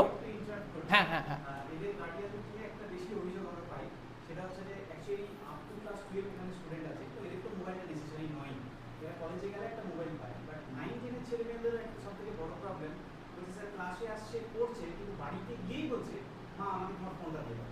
এবং সবথেকে বড় প্রবলেম হচ্ছে ফিঙ্গারপ্রিন্টও ছেড়ে মা বাবার ফিঙ্গারপ্রিন্টেও উড়িয়ে দেওয়া হচ্ছে। এই জিনিসটা আজকের দিনে সবথেকে বড় একটা প্রবলেম। সেকেন্ড প্রবলেম হচ্ছে গেম অ্যাডিকশনটা প্রচুর পরিমাণে বাড়ছে। বিভিন্ন game like PUBG, free fire এই ধরনের গেমের নেশাতে এরা এতটা অ্যাডিকশনে চলে গেছে যার ফলে কি হয় ভালো ছেলেও কিন্তু একটা জায়গায় খারাপ হয়ে যাচ্ছে। একদম একদম। আর একটা জিনিস সেটা হচ্ছে এখন বর্তমানে রিলস, যেটা ওরা ভাবছে যে আমি 10 মিনিট একটা গ্যাপ নেবো দেন হবে, কিন্তু 10 মিনিটে যে তখন 1 ঘন্টা বা 1.5 ঘন্টা হয়ে গেছে ওদের সেটা বুঝতে। এটা নিয়ে কিভাবে ওরা মোবাইলটা থেকে অ্যাডিকশন থেকে বেরোবে এটা কাইন্ডলি দেখো আমি স্যারের কথাটার পক্ষেও যাচ্ছি, স্যারের কথার বিপক্ষে যাচ্ছি। আমি আমার স্টুডেন্টদের কি বলি জানো, রিলস বানাও। তুমি যদি রিলস বানিয়ে ফেমাস হতে পারো, ভালো রিলস বানিয়ে, না ওই নিচে নয়, নিয়ে নাচতে পারো, বাট একটু মানে ঠিকঠাক, মানে এখনকার দিনে যে সকল মানে অশ্লীলতা হয়েছে অশ্লীলতার জায়গা থেকে না করে তুমি যদি রিলস বানিয়ে ঠিকঠাক করে করতে পারো তাহলে তুমি টাইম দাও। বাট একটা জিনিস দেখবে, প্রাইমারি এডুকেশনটা ইম্পর্টেন্ট, প্রাইমারি এডুকেশনটা কমপ্লিট করো। তুমি যদি 10 মিনিট 15 মিনিট আধা ঘন্টা করো সেটা তুমি করতে পারো, বাট আমার মনে হয় 9-10 লেভেলে এটার দরকার নেই। তোমরা 12 পাস করার পরে কলেজ যখন যাচ্ছ তখন তুমি করতে পারো। বাট হ্যাঁ গেমের ক্ষেত্রে একটু ভালো একটু ইন্টারেস্টিং জায়গা বলি, গেম খেলাটা কিন্তু একটা খুব বাজে জায়গায়। তুমি গেম তৈরি করো যেখান থেকে টাকা আসবে। আমি কিন্তু সবসময় বলবো যে কোথা থেকে তুমি টাকা আর্নিং করতে পারবে, মানি কোথা থেকে পাবে। তুমি একটা গেম বানালে, গেম বানানোর পর তোমার গেমটা 1 লাখ লোক ডাউনলোড করেছে, তুমি সেখান থেকে অ্যাডভার্টাইজমেন্ট থেকে পয়সা পাবে। তুমি গেম বানাও, তুমি গেম খেলবে কেন, গেম খেলে সময় নষ্ট করবে কেন। আজকালকার দিনে যে অ্যাপগুলো তৈরি হচ্ছে, তোমরা যে অ্যাপগুলো দেখছো, যে অ্যাপগুলো তোমাদের মোবাইল ফোনে আছে, গেম আছে, ডিফারেন্ট টাইপের জিনিসগুলো যেগুলো আছে, এই জিনিসগুলো তোমরা যদি বানাতে পারো তাহলে তোমরা বানানোটা শেখো, ইউটিউব যাও। এখন সব থেকে বড় টিচার হচ্ছে ইউটিউব। তুমি ইউটিউবে গেলে তুমি সেখান থেকে অনেক কিছু শিখতে পারো। এখন তো চ্যাট জিপিটি আরও অনেক কিছু এসে গেছে, তোমরা ইউজ করে সেটাকে স্মার্টলি ইউজ করো যে আমি একটা গেম কি করে বানাবো। তুমি সেটা শিখলে, তুমি প্রথমেই তো পারবে না করতে, কিছু জায়গা ভুল হবে, তুমি টেকনিক্যালি কারো কাছ থেকে জানলে। হ্যাঁ, তবে একটা জিনিস রিলসের ক্ষেত্রে যেটা কিছু সময় ক্ষেত্রে তুমি হয়তো ওই সারা দিনের শেষে আধ ঘন্টা 10 মিনিট করতে পারো, বাট ঠিকই এটা করতে করতে কখন যে 1 ঘন্টা বা 2 ঘন্টা চলে যায় সেটা খুবই মুশকিল। তার জন্য আমরাও এটাকে খুব একটা পছন্দ করি না। রিলস দেখা খুব একটা অস্বাস্থ্যকর ব্যাপার বলতে পারো। তবে হ্যাঁ, এখনকার সবার সঙ্গে চলতে গেলে সব কিছুই করতে হবে, করো, নিজেদের উপর একটা লিমিট রাখো, খুব বেশি করো না যাতে এই জিনিসটা তোমার জন্য হার্মফুল হতে পারে। কারণ তুমি লাইফে একটা জায়গায় দাঁড়াতে চাইছো, তোমাকে সেই জায়গাটা নিজেকে এস্টাবলিশ করতে হবে, তার জন্য তোমাকে তোমার জন্য টাইম দিতে হবে। Next, comparing your pace with others. হ্যাঁ, ও সব সিলেবাসটা কমপ্লিট করে ফেলেছে, আমি তো করতে পারিনি, কি হবে? এত চিন্তা করছো, তোমার বিপি লো হয়ে গেছে, অ্যান্ড বিপি লো হয়ে তুমি সেই দিন রাত্রেবেলা আরও পড়তে পারোনি, পরের দিন সকাল থেকে কাঁদতে বসে গেছো। সব থেকে বড় জিনিস হলো তোমার স্ট্রেংথ তুমি আগেই জানো, তুমি কতটা করতে পারছো, তুমি তোমারটুকু পড়ে যাও, তোমারটুকুই পরীক্ষা দাও। তাদের তোমার কারোর সঙ্গে কম্পেয়ার করার দরকার নেই যে হ্যাঁ ও করেছে বা ও কি করেছে। আমার অনেকে এসে বলে আজকে আমি দারুণ পরীক্ষা দিয়েছি, দারুণ মানে আমি কোনো কোশ্চেন ছেড়ে আসিনি। একজন বললো আমি পরীক্ষা দিয়েছি বাট আমি সব কোশ্চেন করতে পারিনি। পরে দেখা গেলো যে ছেলেটি বলেছে সব কোশ্চেন করতে পারিনি, ওর থেকে বেশি নাম্বার পেয়েছে, কারণ ওর স্ট্রেংথ ছিল ও যতটুকু করেছে 100% করেছে। আর এই যে বলেছে আমি সব করে এসেছি, এই সবটাই একটু একটু করে ধরেছিল। তার জন্য কারোর সাথে কম্পেয়ার করো না কে কতটা কী করছে। Reading instead of the self testing. বারবার আমি বললাম না যে এমসিকিউগুলো দেখে নিয়ে ওই এরিয়াটাকে পড়ো, তাহলে তুমি আরও একটা ইনফরমেশন পড়তে পারো। তুমি কি করছো না, ঠিক আছে আমি দেখো আমি এমসিকিউ বা মক টেস্ট পছন্দ করি, বাট তোমার যদি নলেজ না থাকে, তোমার যদি কনসেপ্ট ক্লিয়ার না থাকে, তুমি যতবার মক টেস্ট দেবে ততবার কম নাম্বার পাবে। তো বারবার মক টেস্ট দেওয়ার থেকে তুমি আগে ভালো করে পড়ো, পড়ে সে মক, তুমি যদি কোনো একটা দিন প্রিপেয়ার নেই, আমি স্যার অনেকবার মক টেস্ট নেন, প্রিপেয়ার নেই তুমি কোনো কারণে, তুমি স্যারকে বলবে স্যার এবার আমি প্রিপেয়ার নেই, আপনি একটা কাজ করুন আমি 2 দিন পরে পরীক্ষা দেবো। তুমি 2 দিন পড়ো, স্যারের কাছ থেকে টাইম চেয়ে নাও, স্যার হয়তো অন্য কোশ্চেন প্যাটার্ন করবে, বাট 2 দিন পরে তুমি পরীক্ষা দাও। না পড়ে পরীক্ষা দিলে তাতে কিন্তু তোমার কনফিডেন্স লেভেল অনেকটা ডাউন হয়ে যাবে, কারণ অন্যজন দেখবে সেই সময় পড়ে এসছে 100-র মধ্যে 80 পেয়েছে আর তুমি 20 পেয়েছো, কারণ তুমি তো পড়ে আসোনি। না পড়লে টাইম নিয়ে নাও, টাইম নিয়ে করো, তবে একটা প্ল্যান শিডিউলের মধ্যে থাকলে সেটা খুব ভালো কাজে দেয়। Ignoring weak subject. হ্যাঁ, আমরা সবসময় পছন্দ করি যে আমার ভালো লাগে ম্যাথ করতে, আমি আর ফিজিক্স পড়বো না, বাট সব কম্বিনেশনটা মিলিয়েই তো করতে হবে, ম্যাথ, ফিজিক্স, কেমিস্ট্রি সব জায়গাগুলোই পড়তে হবে। তো উইক সাবজেক্টটাকে ইগনোর করাটা বন্ধ করো। Sacrificing sleep for the extra hours, এটা তো প্রথম থেকেই বলছি, প্রথম দিয়ে শুরু হয়েছে যে আমি ঘুমাবো না, ঠিক আছে আজকে ভোর 4টে অবধি পড়ি, সকালে আবার 6টা থেকে উঠে যাবো। বাট এই যে 2 ঘন্টার ঘুমটা ঘুমালে এর জন্য তুমি পরীক্ষার খাতায় কতটা দিতে পারবে সেটা কিন্তু অনেকটা ইম্প্যাক্ট করবে। কারণ পরীক্ষার খাতায় তুমি হয়তো যদি 6 ঘন্টা ঘুমাতে অনেক বেটার লিখতে পারতে, তোমার আগের জিনিসগুলো আরও ভালো করে বেরিয়ে আসতো যে হ্যাঁ এটাকে আরেকটু এক্সপ্রেস করা যায়। কারণ পরীক্ষার খাতায় আমরা যেভাবে লিখি নিজেদের ভাষায়, তো সেই জায়গাটাকে আমরা করতে পারতাম। Turn to friends and discuss 2 minutes. What time do you study best, morning or night? দেখো আমাদের সবার ক্ষেত্রেই একটা বড় জায়গা থাকে যে আমি যেমন একটু সকালে পড়তে খুব ভালোবাসি, আমার রাত্রে ঘোরা পড়তে ভালো লাগে না। তো আবার অনেকের আছে আমি একটু লেট নাইট পড়তে ভালোবাসি। তো প্ল্যান করে নাও তুমি আর্লি সকালবেলা ঘুম থেকে উঠে পড়বে নাকি লেট। যদি তুমি লেট নাইট পড়ো তাহলে তুমি 12টা অবধি পড়ছো, তাহলে তুমি সকালটা 8টার সময় ঘুম থেকে ওঠো বা 7টার সময় ঘুম থেকে ওঠো, 7 ঘন্টা ঘুম লাগবে বলে দিয়েছি। আর যদি তুমি ভোরবেলা 4টের সময় ওঠো তাহলে তুমি কিন্তু রাত্রেবেলা সেরকমভাবেই ঘুমাতে যাও যাতে তুমি কিন্তু 7 ঘন্টার ঘুমটা কিন্তু কমপ্লিট করতে পারো। What's one habit you will drop starting today. আচ্ছা, এরপরে তোমরা এই এত কিছু হলো, এরপরে তুমি কোন কোন কোন যে তোমার হ্যাবিটটা আছে সেটা তুমি ড্রপ করতে চাও, একটু ভেবে নাও। যে দেখো সবাই সবার মোটামুটি বুঝে গেছো যে আমার কোনটা ভালো আমার কোনটা খারাপ, আমি আমারটা জানি তুমি তোমারটা জানো, কারণ এটা পার্সোনালি আলাদা আলাদা করে এক একজনের ক্ষেত্রে কাজ করে। তো তুমি তোমার সেই হ্যাবিটটাকে রিমুভ করার চেষ্টা করো।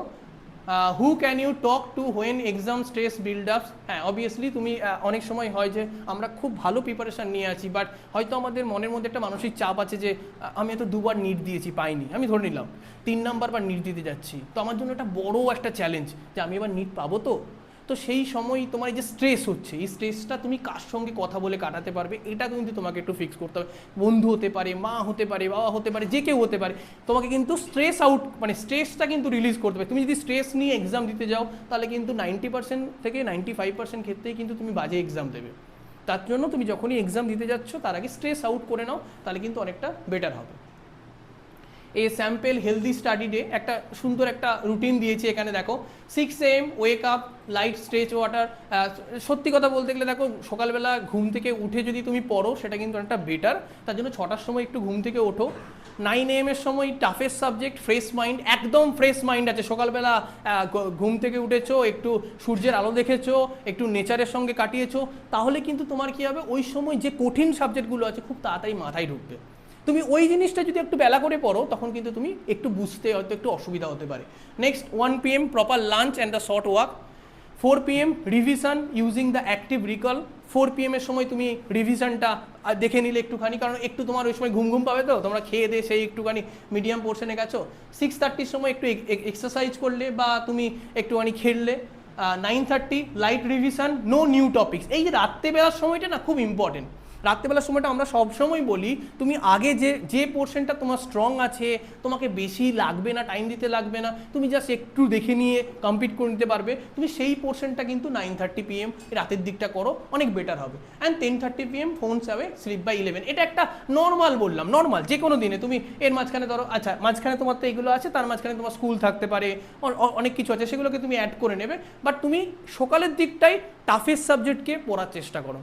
সেটা একটা বা দুটো সাবজেক্ট হলে আধা ঘন্টা 1 ঘন্টা করে টাইম নিয়ে নাও। আর বাকি সময়টাতে তুমি কি করো না, বাকি সময়টাতে তুমি একটু লাইট যে সাবজেক্টগুলো আছে সেগুলো করো। অনেক সময় তোমাদের প্র্যাকটিক্যাল লেখার থাকে, অনেকেই আমি এটা খুব সাজেশন করি যে প্র্যাকটিক্যাল নোটবুক যখন লেখো এটা রাত্রেবেলা লিখবে, ঠিক ঘুমাতে যাওয়ার আগে। কারণ ওই সময়টাতে তুমি হয়তো কারোর সাথে কথা বলছো বা একটু বা আমার সাথে লাইটলি। আরেকটা জিনিস কি দেখো, ফ্যামিলিতে এখন খুব মানে তোমরা এখন বুঝতে পারবে না, তোমরা এখন বাবা মার সাথে সময় কাটাচ্ছ, তো পরে হয়তো পড়তে অন্য জায়গায় চলে যাবে। এখন না একটু গল্প করো বাবা মার সাথে, একটু টাইম কাটাও। কারণ কিছুদিন পরে যখন তুমি বাইরে কোনো জায়গায় পড়তে যাবে, তুমি না এই সময়গুলো পাবে না। তোমার মনে হবে যে এটা এই সময়টাই যদি আমি একটু কথা বলতে পারতাম ভালো হতো, বাট অপশন নেই। আমি 13 বছর ঘর ছাড়া আছি, তা আমি চাইলেও কিন্তু যে আমার ইচ্ছে করলে আমি সবসময় আসতে পারি তা না। তো আমি চাইলেই যে সবসময় বাবা মার সঙ্গে সময় কাটাতে পারবো তা না। তো এই সময়টা তোমাদের জন্য ইম্পর্টেন্ট। তোমরা বাড়িতে আছো, তোমরা বাবা মার সাথে একটু সময় কাটাও, তোমরা পড়াশোনা করো, সব মিলিয়ে মিশিয়ে থাকো, তাহলে কিন্তু তোমাদের মাইন্ড ফ্রেশ থাকবে এবং তোমরা এই সময়টাতে খুব ভালো একটা টাইম পাবে। এবং যেটা পরবর্তীকালে তোমরা যখন মনে করবে, হ্যাঁ সত্যি ওই সময়টা কিন্তু সত্যি খুব ভালো ছিল, আমি কিন্তু কিছু অসুবিধা হলে মাকে বলতে পারতাম। আর কিছুদিন পরে তুমি হয়তো বলতে দ্বিধাবোধ করতে পারো বা তোমার কোনো প্রবলেম হতে পারে। তো এই জায়গা থেকে দাঁড়িয়ে বলতে পারি এই সময়টা হচ্ছে গোল্ডেন টাইম ফ্যামিলির সময় কাটানোর জন্য। তো সময় কাটাও, তার সঙ্গে নিজেদের পড়াশোনাগুলো করো। আচ্ছা, আরেকটা পাজেল আছে, পর কি দেওয়া আছে, a student studies physics for 45 minutes, takes a 10-minute break, then studies chemistry for 50 minutes. If they started at 4 PM, what time do they finish chemistry? বাংলায় বলবো না, ইংরেজিতেই দেখ, অভ্যেস করতে হবে।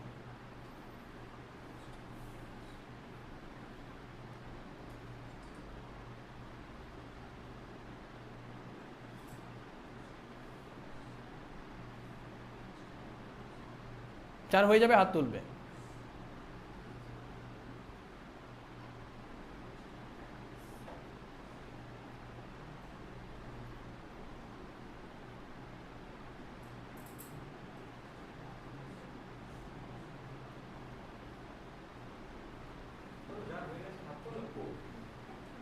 একদম সিম্পল, এমন কিছু কঠিন নেই।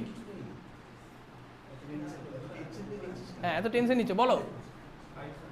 5:45, ওকে। আচ্ছা, আর কেউ বলো। 5:50, আচ্ছা ওকে। নেক্সট আরেকজন হাত তুলেছো, বলো। 5:45, ওকে। আর কেউ? আরেকজন বললে তারপরে দেখবো আমি একটু অ্যান্সার, আমি জানি না এটা। বলো বলো। 5:45, ওকে। চলো নেক্সট দেখা যাক কী দেওয়া আছে। 5:45, কোথায় 5 আবার যোগ করে দিয়েছিলি এক্সট্রা?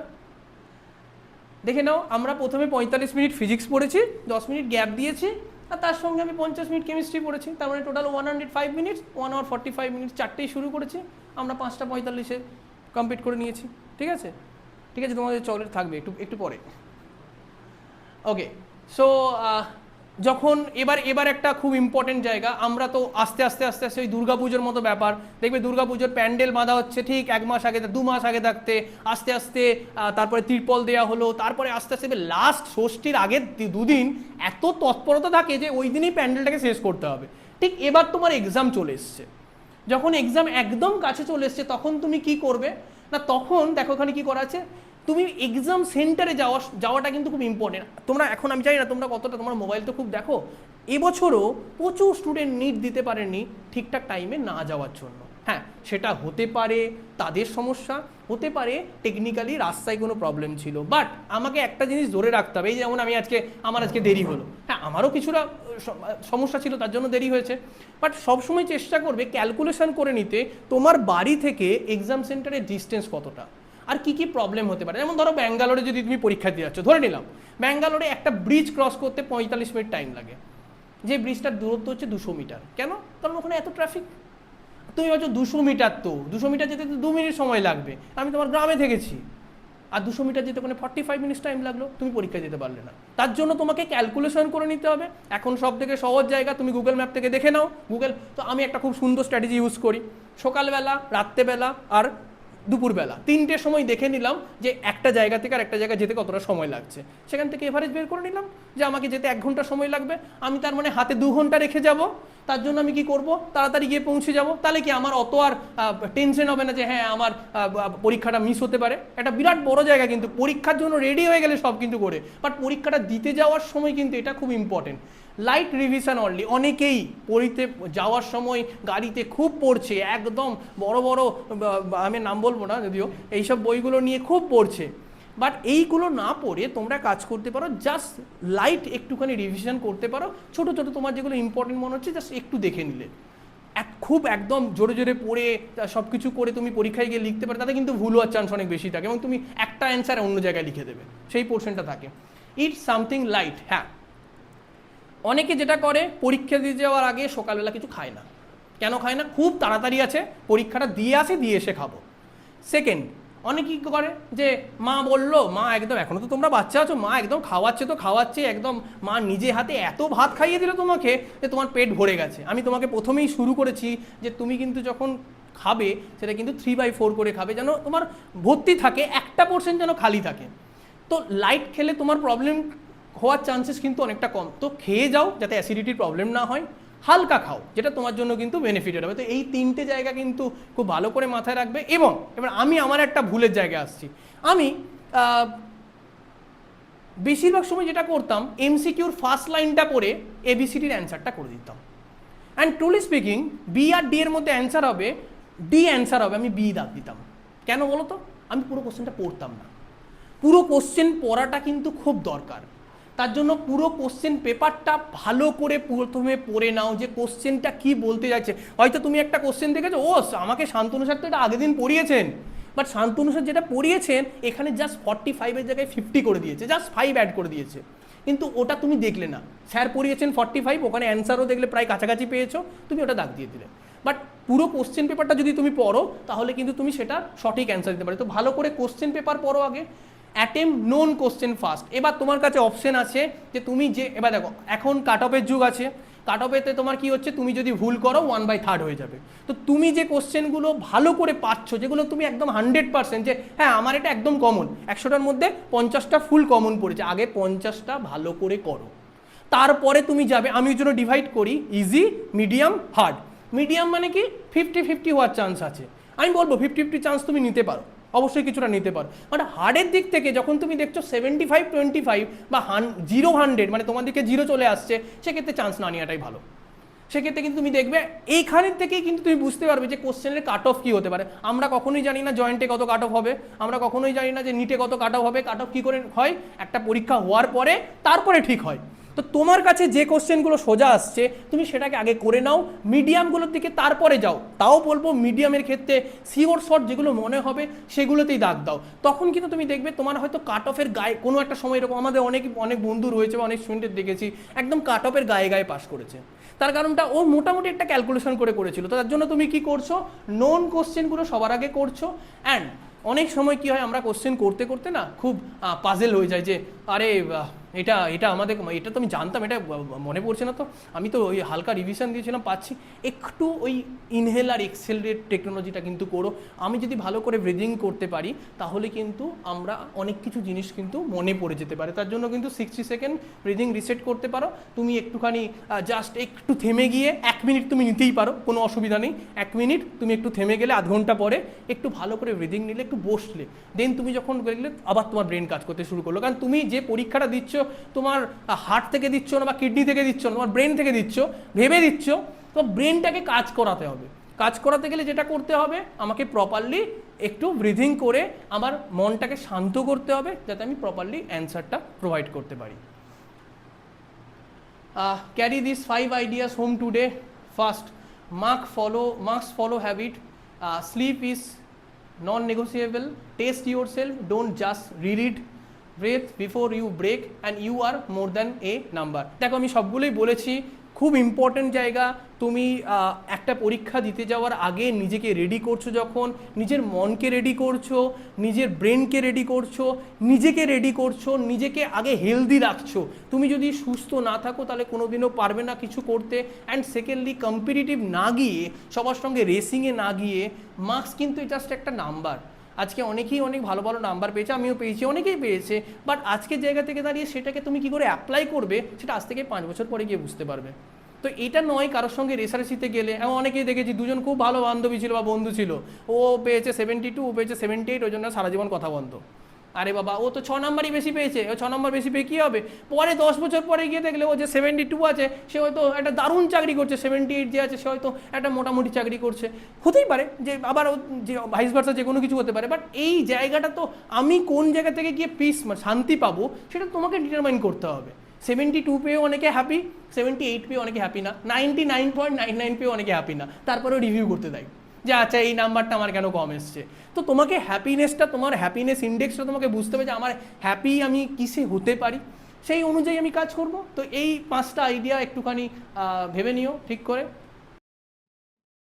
স্টুডেন্টের তরফ থেকে আমি কিন্তু নিজে থেকে সেট করে রেখেছি, একদম একদম। তারপরে ওদেরকে ইন্ডিভিজুয়ালি আমরা সুযোগ দেব। কিছু স্টুডেন্টের মধ্যে একটা ধারণা আছে যেটা আমরা পড়াতে গিয়ে দেখছি যে আমার মধ্যে বেশি টিউশন থাকলে একটা সাবজেক্ট 2-3 দিন থাকে, একটা হচ্ছে যে একটু নর্মাল লেভেল, একটা একটু হাই লেভেল, একটা স্ট্যান্ডার্ড লেভেল। মানে এখন স্টুডেন্টের কাছে একটা হয়ে গেছে কি জাজমেন্টাল ফ্যাক্টর, যে এই টিচার নর্মাল লেভেল, এই টিচার হাই লেভেল। বেশি টিউশন নিলেই ও যেন মার্কসটা বেড়ে যাবে, কিংবা আমি হয়তো ভবিষ্যতে জয়েন্ট এন্ট্রান্স ক্র্যাক করতে পারি বা ইঞ্জিনিয়ার, ডাক্তার, যার যেটা লক্ষ্য। এই দিকটাতে পেছনের দিকে আমাদের কিছু মাধ্যমিকের পরীক্ষার্থীও রয়েছে। ওরাও হয়তো ভাবছে যে আমার ধরলাম ইতিহাস 2টো টিউশন বা ম্যাথে 2টো টিউশন, এতে আমি যেটা প্রবলেম ফেস করছি ওরা বুঝতে পারছি না, আমি জানি না, সেটা হচ্ছে ওরা নিজেরা সেলফ স্টাডি করার টাইম পাচ্ছে না। ম্যাথামেটিক্স একটা প্র্যাকটিসের জায়গা, যে আমি রোজ প্র্যাকটিস করবো, না হলে হবে না। এই বিষয়টা নিয়ে যদি ওদের কিছু দেখেন। আচ্ছা, আমি আমার একটা বন্ধুর কথা বলি, বন্ধুর নাম বলবো না এই সময়। বন্ধুটি এখন এইমস ভুবনেশ্বরে ডক্টর। ও অলরেডি এমডি কমপ্লিট করেছে। 2012 সালে ও হায়ার সেকেন্ডারিতে 11th র্যাঙ্ক করেছিল। তো আমি অতটা ভালো স্টুডেন্ট ছিলাম না যদিও। তো আমি ওকে জিজ্ঞেস করেছিলাম যে এত ভালো র্যাঙ্ক করেছিস বা কি মানে কি কি ভালো লাগে। ও আমাকে একটা সুন্দর কথা বলেছিল। তখন বাজারে যতগুলো ফিজিক্সের বই ছিল, যতগুলো কেমিস্ট্রির বই ছিল, সব ফিজিক্স আর কেমিস্ট্রির বই কমপ্লিট করে ফেলেছিল। এবং আমি ওর বাড়িতে গিয়ে দেখেছিলাম ওর কাছে সব ফিজিক্স আর কেমিস্ট্রির বই আছে।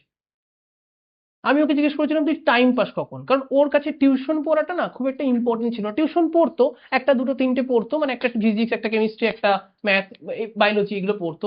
কিন্তু সব থেকে ভালো, আমি প্রথমে একটা কথা বললাম আমার বলতে বলতে, যে এমসিকিউটা ধরে নিয়ে গিয়ে তুমি যাও ওই প্যারাটাকে খুঁজে বের করো, যে প্যারা থেকে কোশ্চেন এসছে।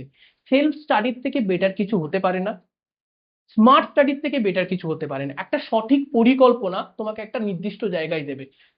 দেখো, আমি কোনো টিচারকে ছোট করবো না, টিচাররা টিচারদের মতো করে চেষ্টা করে যাচ্ছেন তাদের বেস্ট দেওয়ার জন্য।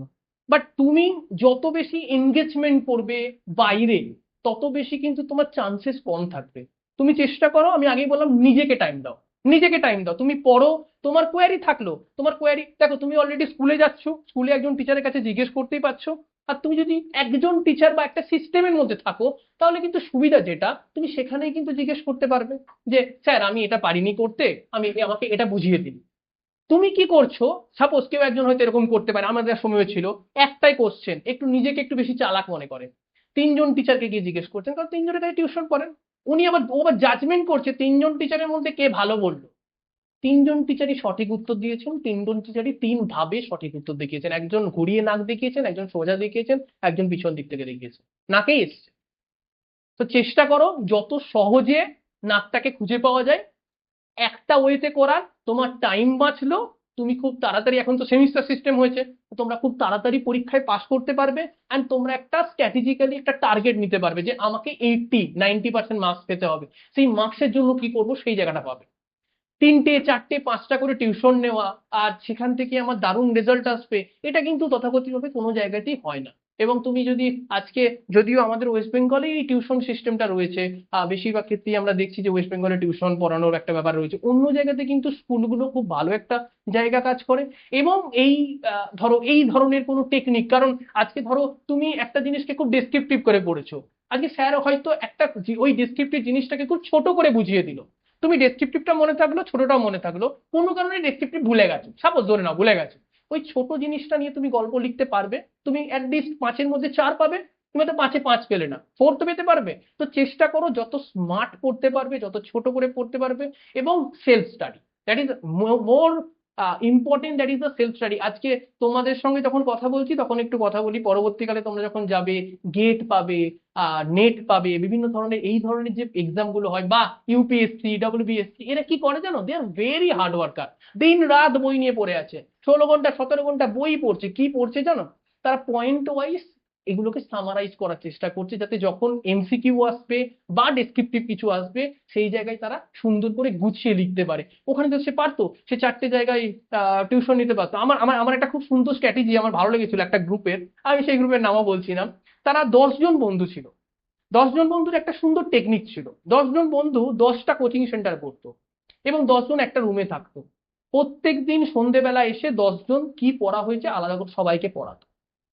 10টা কোচিং সেন্টারে কি পড়ানো হয়েছে প্রত্যেকটা টেকনিক কিন্তু প্রত্যেকজন জানতে পারতো। এটা কিন্তু এই 10 জন বন্ধুর কিন্তু স্ট্র্যাটেজি ছিল, এবং 10 জন প্রথমবারেই কিন্তু ডব্লিউবিসিএস পাস করে, এবং সেই 10 জন এখন ওয়েস্ট বেঙ্গলের বিডিও।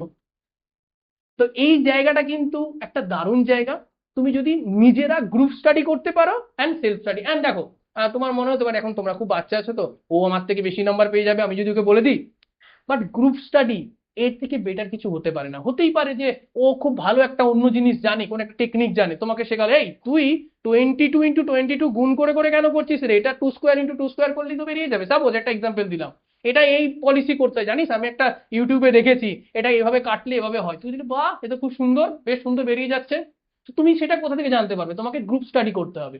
তো পারলে একটা কাজ করো, তোমরা 5 জন 10 জন মিলে গ্রুপ স্টাডি করো, অ্যান্ড সেকেন্ড থিং যেটা, সেটা হলো সেলফ স্টাডি করো। এই দুটো জিনিসের উপর বেশি করে ফোকাস ক্রিয়েট করো, তাহলেই তুমি দেখবে সাকসেসফুল হওয়ার চান্স কিন্তু অনেকটা বেশি থাকবে। আর একটা কোশ্চেন আছে স্যার, যেটা হচ্ছে এখন বর্তমানে আমরা যে সময় ছিলাম তখন ব্যাপারটা আলাদা ছিল, এখন টেকনোলজি অনেকটা ফাস্ট হয়েছে, অবশ্যই টেকনোলজি ইউজ করা উচিত, কিন্তু একটা যেমন ধরুন একটা এমসিকিউ করতে গিয়ে একটা কোশ্চেন আটকালো, আমরা বলি কি যে কোয়েশ্চেনটা আটকালে সেই রিলেটেড আবার বইটা খুলে পড়ো, তাতে কি হবে, একটা জিনিস যেটা পারলে না সেটা দেখতে দেখতে আরো 5টা জিনিস তুমি দেখতে পারবে, আর যতক্ষণ না ওই কোয়েশ্চেনটার আনসার সলভ হচ্ছে ততক্ষণ পর্যন্ত ব্রেনের মধ্যে অ্যানালিসিস চলতে থাকবে। এর ফলে কি হয়, ক্যালকুলেশন পাওয়ার অ্যাজ ওয়েল এজ অ্যানালিটিক্যাল পাওয়ারটা ফাস্ট হয়। স্টুডেন্টের মধ্যে একটা প্রবলেম দেখতে পাচ্ছি, যেটা হচ্ছে যে ওরা অ্যাকচুয়ালি চ্যাট জিপিটি বা জেমিনিকে কিভাবে ইউটিলাইজ করতে হয় ওরা কিন্তু সেটাকে স্মার্ট ইউটিলাইজ করতে পারছে না।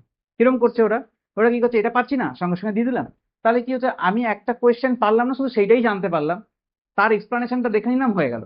কিন্তু সেই যে একটা বই খোঁজার প্রবণতা, আমরা যখন পড়েছিলাম আমাদেরকে বলেছিল যে একটা বই 10টা বইয়ের সমান, এবং একটা বইকে 10 বার রিভিশন করো 10টা বই না করে। ওদের ক্ষেত্রে দেখছি একটা জিনিস, আজকে একটা বই, কালকে আর একটা বই, মানে আমার কাছে যে বইটা আছে আমি সেটা কমপ্লিট করলাম না, হয়তো প্রথম 10টা করলাম। এবার আমরা জানি কি বইতে প্রথমে লেভেল 1, লেভেল 2, লেভেল 3 এরভাবে থাকে, পুরোটা কমপ্লিট না করে এর লেভেল 1 4টা করে কনফিডেন্স পেয়ে গেলাম কি আমি বিরাট কিছু, দেন আবার একটা বই খুলতে শুরু করলাম। এর ফলে কি হচ্ছে, বেসটা ক্লিয়ারই হচ্ছে না, কিছু এক্সপ্লানেশন দেখে চলে যাচ্ছে। এইটা নিয়ে যদি একটু বল। না, আমি একটা কথা বলবো যে চ্যাট জিপিটি খুব ভালো, জেমিনিয়া খুব ভালো, আরো যেগুলো বেরোচ্ছে সেগুলো খুব ভালো, বাট এটার ইউজ করতে পারাটা জানতে হবে। মানে তুমি একটা অ্যান্সার খোঁজার জন্য কেন খুঁজছো, তুমি ওই অ্যান্সারটা খোঁজার পরে, কারণ চ্যাট জিপিটির একটা সুবিধা তুমি পাবে, এই যে ধরো আজকে অল ওভার ইন্টারনেটে যত বই আছে সেটাকেও সামারাইজ করে দিতে পারছে, তুমি ওটার 3টে ওয়ে খোঁজো, ওটাকেই খোঁজো, যখন ফার্স্ট অ্যান্সার পেলে আরেকটা ডিফারেন্ট ওয়েতে খোঁজো। তবে হ্যাঁ, বই পড়ার থেকে বেটার কিছু হতে পারে না, তবে এখনকার দিনে বই পড়ার প্রবণতা অনেকটাই কমেছে। তবে আমি মডার্ন টাইমে বলবো আহ, তোমাদেরকে আস্তে আস্তে গ্রো করতে হবে, তোমরা চ্যাট জিপিটিও ইউজ করো, বইও পড়ো, বাট দুটোকেই ভাইস ভার্সা করে করো, বই পড়াটাকে বন্ধ করো না। আর চ্যাট জিপিটিকে ইউজ করো স্মার্ট সেকশনের জন্য, বই হয়তো একটা টেকনিক দেওয়া আছে, তুমি সেইটা ছবি তুলে বললে এটাকে কি অন্যভাবে করা যায়, সেখানে হয়তো একটা সহজ পদ্ধতি বললো, তুমি সেই পদ্ধতি ইউজ করতে পারো, তোমার উত্তর হয়তো একই এলো, তো সেই জায়গা থেকে তুমি সেই উত্তরটাকে ইউজ করতেই পারো। তো তুমি চেষ্টা করো চ্যাট জিপিটি থেকে শুরু করে এই ধরনের টেকনোলজি গুলোকে খুব স্মার্টলি ইউজ করার জন্য। এবং এখন প্রচুর জায়গায় ভালো ভালো ওয়ার্কশপ হচ্ছে এগুলো শেখানোর জন্য। তোমরা চ্যাট জিপিটিতে গিয়ে কি লেখো, একটা যে কথাটাকে লেখো সেটাকে আমরা বলি প্রম্পট নর্মালি। এই প্রম্পটের উপর একটা একটা আলাদা করে সাবজেক্ট বেরিয়ে গেছে, সেটাকে বলে থাকে প্রম্পট ইঞ্জিনিয়ারিং। মানে তুমি প্রম্পট কতটা ভালো দিতে পারছো তার উপর তোমার কাছে একটা উত্তর বেরিয়ে আসবে।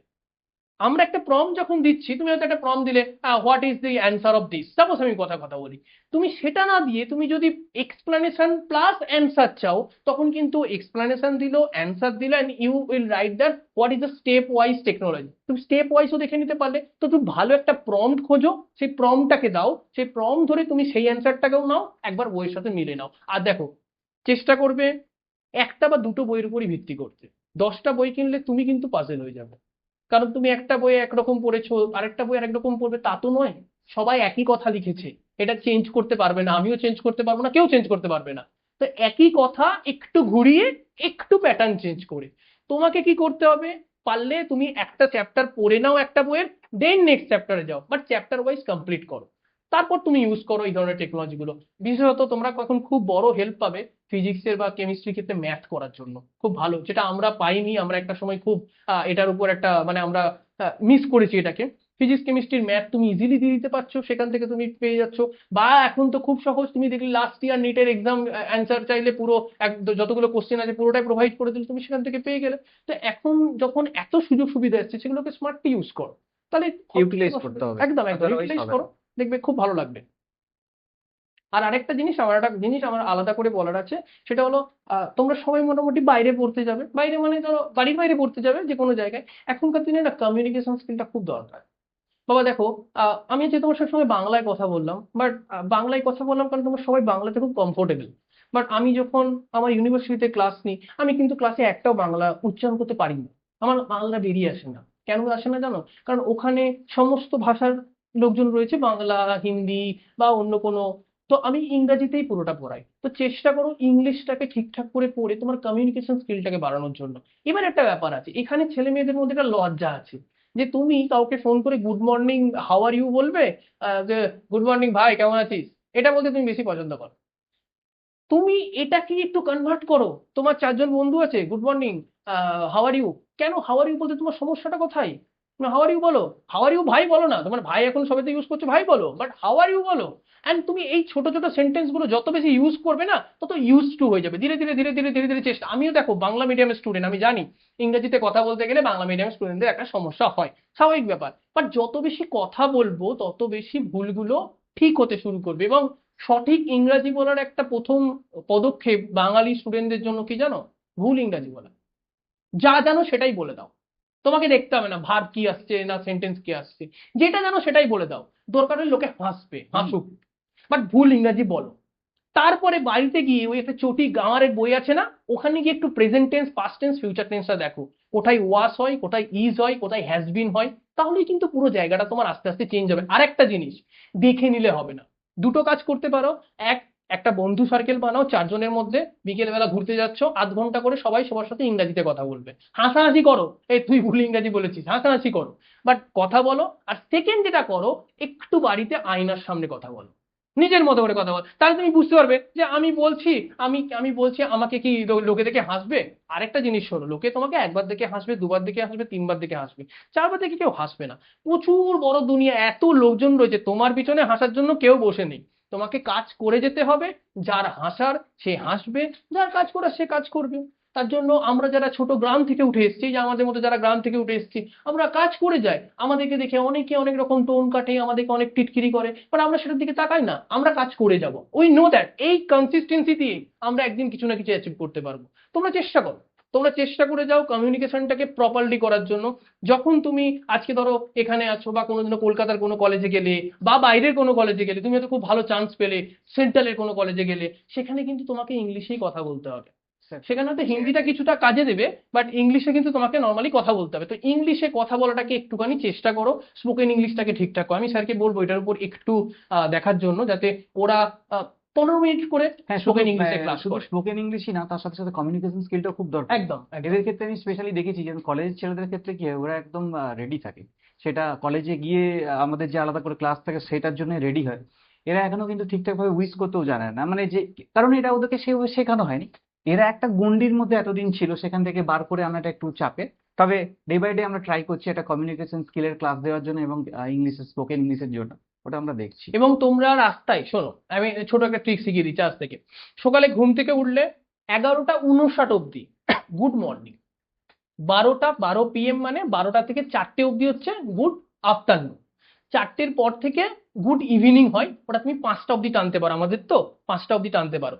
এবার একটা কথা হলো, তুমি কাউকে ফোন করেছো, ঠিক আছে, রাত্রেবেলা 10টার সময়, দিয়ে তাকে তো ফোন করে, আমরা নর্মালি কি বলি, গুড মর্নিং স্যার বলি তো নর্মালি। তুমি তাকে বলবে হ্যালো গুড নাইট স্যার, না, গুড নাইট স্যার কিন্তু হবে। ওটা at the end of 10টার সময় ফোন করলেও গুড ইভিনিং, 11টার সময় ফোন করলেও গুড ইভিনিং। তুমি যখন শেষ করছো, কনক্লুড করছো, তখন গুড নাইট।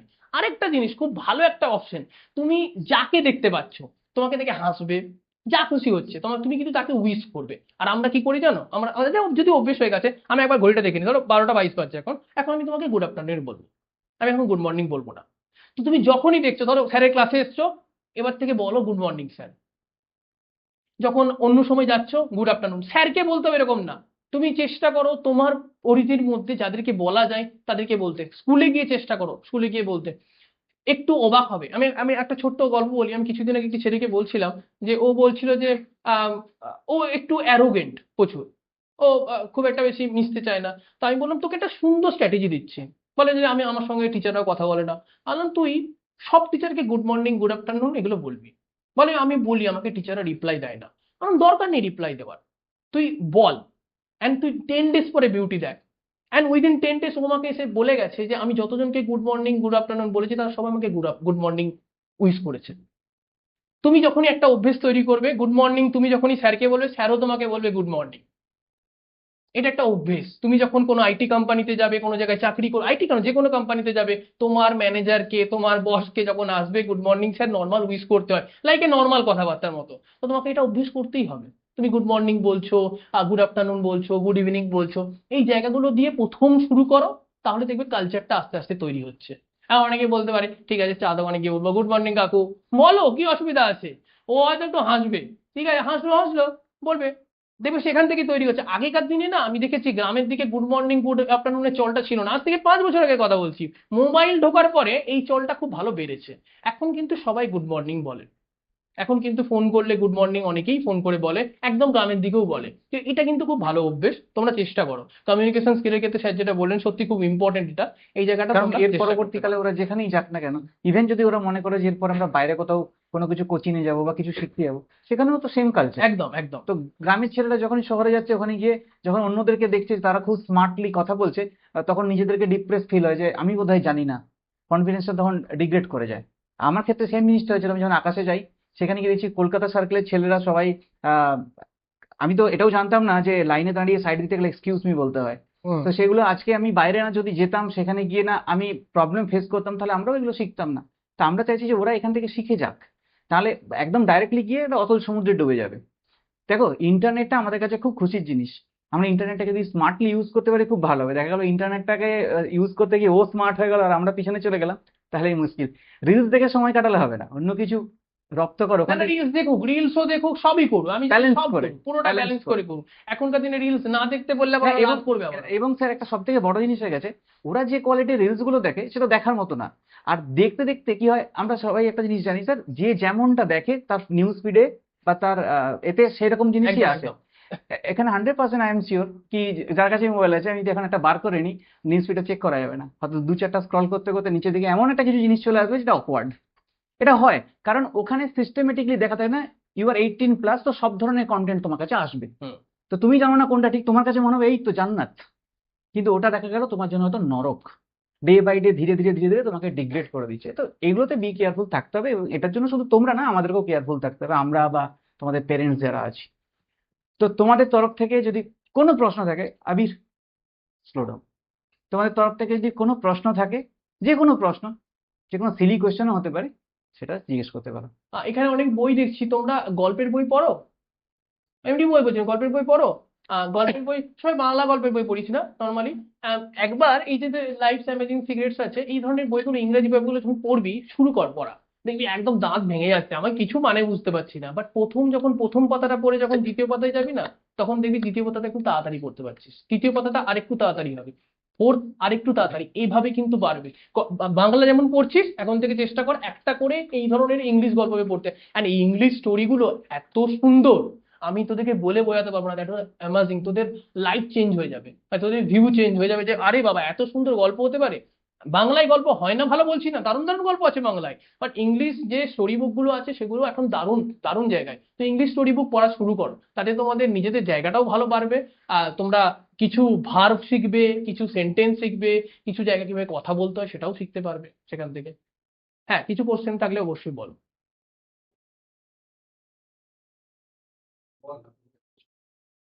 কোয়েশ্চেন্স করার মানসিকতাটা বাড়াও। একটু আগে স্যার বললেন যে ক্লাসে পড়াতে যদি তোমার কোনো ডাউট থাকে সেটা ক্লিয়ার করো, বাড়িতে গিয়ে করব, পরে করব, সেটা বোঝা হয়ে যাবে।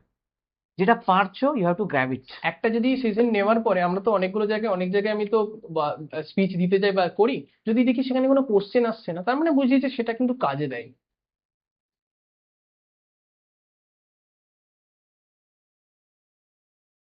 বলো তোমাদের কোনো কোয়েশ্চেন থাকলে বলো। এনিথিং, তুমি কিছু নিয়ে পড়তে চাও, তোমার অন্য কোনো কিছু কোয়ারি থাকলে, যা কিছু কোয়ারি আছে ইউ ক্যান হ্যাঁ,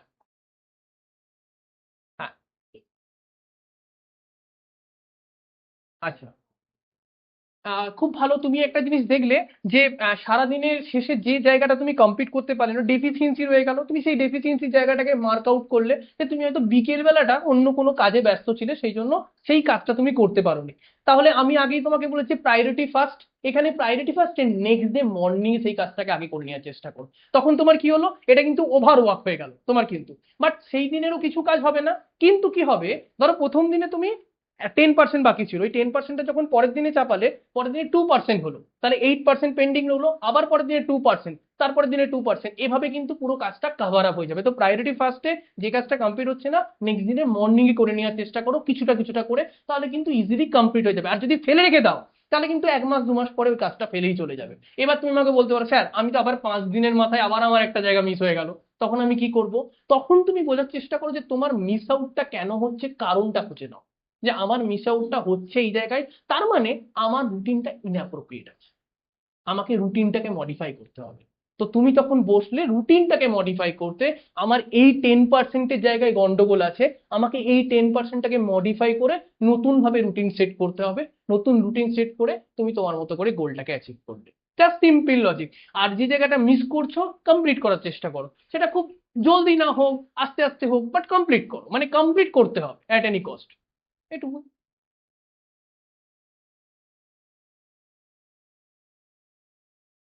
হেজিটেট করো না, যে কোনো প্রশ্ন থাকলে বলতে পারো, বলো। হ্যাঁ,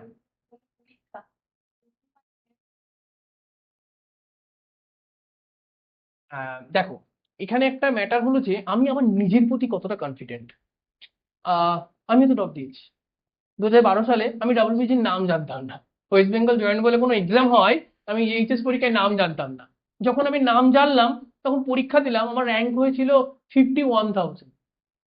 তো আমি পরের বছর বসলাম, পরীক্ষা দিলাম, আমি কনফিডেন্ট ছিলাম যে আমি বেটার করবো এর থেকে অবশ্যই। হ্যাঁ, এটা হতে পারে যে আমি আমার ডিজায়ার লেভেলটা হয়তো অ্যাচিভ করতে পারিনি, বাট তুমি যদি কনফিডেন্ট থাকো যে আমি এই পরীক্ষাটা দিয়ে বেটার রেজাল্ট করে বেটার জায়গা অ্যাচিভ করতে পারবো, then you can go for the drop out. But একটা জিনিস দেখতে হবে, ড্রপ আউট সেকশনে কিন্তু যেটা সব থেকে বড় প্রবলেম হয়, ড্রপ আউটের সময় তুমি কোনো কিছুর সঙ্গে অ্যাটাচ থাকো না, না স্কুল, না কলেজ, না টিউশন, না কোচিং সেন্টার। তুমি কোচিং সেন্টারের সঙ্গে অ্যাটাচ থাকো, বাট তোমার মধ্যে একটা সিনিয়র দিদিগিরি বা দাদাগিরি চলে আসে, কারণ তুমি তখন জুনিয়রদের সঙ্গে পড়তে চাইবে না নর্মালি। সেই সময় তোমাকে ব্যালেন্স করাটা খুব দরকার, যে আমি ওখানে পড়তে যাচ্ছি, দে আর মাই জুনিয়র। আমি আমার বন্ধুর কথা বললাম, 2017 সালে যখন এমবিবিএস পড়তে যাচ্ছিল তখন আমি চাকরি করছি, ঠিক আছে, ও তখন ফার্স্ট ইয়ারে কাদের সঙ্গে পড়ছে, ওর থেকে 5 বছরের ছোট ছেলেদের সাথে পড়ছে, বাট সেই জায়গাটা অ্যাচিভ করে 2022 সালে ও এমবিবিএস কমপ্লিট করে এখন doctor, and he is earning good.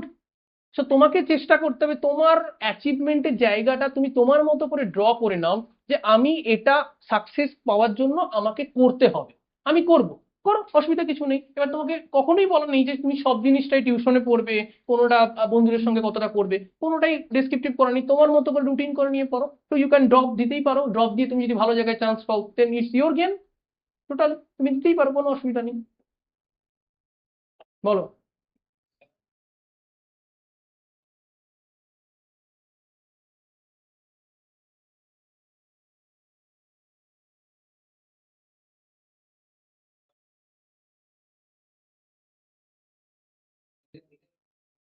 আচ্ছা দেখ, এবার ব্যাপারটা হচ্ছে এই সমস্যাটা আমারও সেম ব্যাপার। ধর আমি বাড়িতে তুই যা বলতে চাইছিস, বাড়িতে অঙ্কটা আমি করতে পারি, ওখানে গিয়ে না ঠিকঠাক করতে পারি না, ওখানে গিয়ে ভুল হয়ে যায়। তার মানে আমার কোথায় গালতি আছে বলতো, আমি একটু কম প্র্যাকটিস করছি।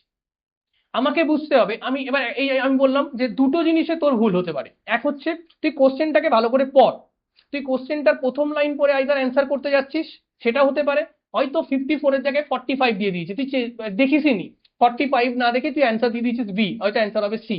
তার মানে তোকে ওই সেম ভ্যারিয়েবল মানে সেম জায়গাগুলো চেঞ্জ করে দুবার তিনবার করে প্র্যাকটিস করতে হবে। প্র্যাকটিস করলে কিন্তু সে, তার মানে তোর এই পোর্শনটা উইক আছে, তোকে এই উইক পোর্শনটাকে একটু স্ট্রং বানাতে হবে, একটু বেশি সময় দিতে হবে।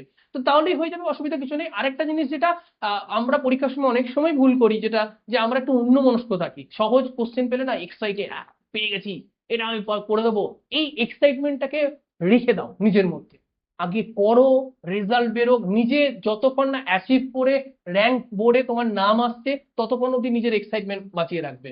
তারপরে তুমি তোমার এক্সাইটমেন্ট দেখাও যে হ্যাঁ আমি পেরে গেছি, হ্যাঁ আমার হয়েছে। তো এক্সাইটমেন্ট দেখানোর জন্য সময় আছে, বাট জাস্ট একটা জিনিসই মাথায় রাখবে যে আমি ধরে রেখে করবো। তো তুমি এক্ষেত্রে করতে পারো, একটু প্র্যাকটিস বাড়াতে পারো, আর একটু কোশ্চেনটাকে ভালো করে পড়ো। এবার যদি দেখো তোমার আউট অফ জোন যাচ্ছে, সেক্ষেত্রে তোমাকে তোকে কোশ্চেনটা ছাড়তেই হবে, কারণ তোমার তো 1/3 তোমার তো মাইনাস চলে যাবে। তো সেক্ষেত্রে 1/3 মাইনাস করে তুমি বাদ দিয়ে দাও, মানে তুমি করবে না, অ্যান্সার করবে না ওটা, তাহলে তোমার ওটা মাইনাসও গেল না, তোমার পজিটিভ অ্যান্সার এলো। এরকম নয় যে বা তোমাকে এমন, দেখো আমি আমি তো এই নিটের জন্যই পড়েছিলাম। তো আমি যখন ডাব্লিউবিজি দিয়েছিলাম, আহ, আমার ডাব্লিউবিজি দেওয়াটা ছিল একটা মজার ব্যাপার, ফিজিক্স কেমিস্ট্রি ম্যাথ। তো আমি ম্যাথ করতে পারি না। আমি টোটাল ম্যাথে 100টার মধ্যে কটা অ্যান্সার দিয়েছিলাম বলতে পারবে? কটা অ্যান্সার দিতে পারি ম্যাথে?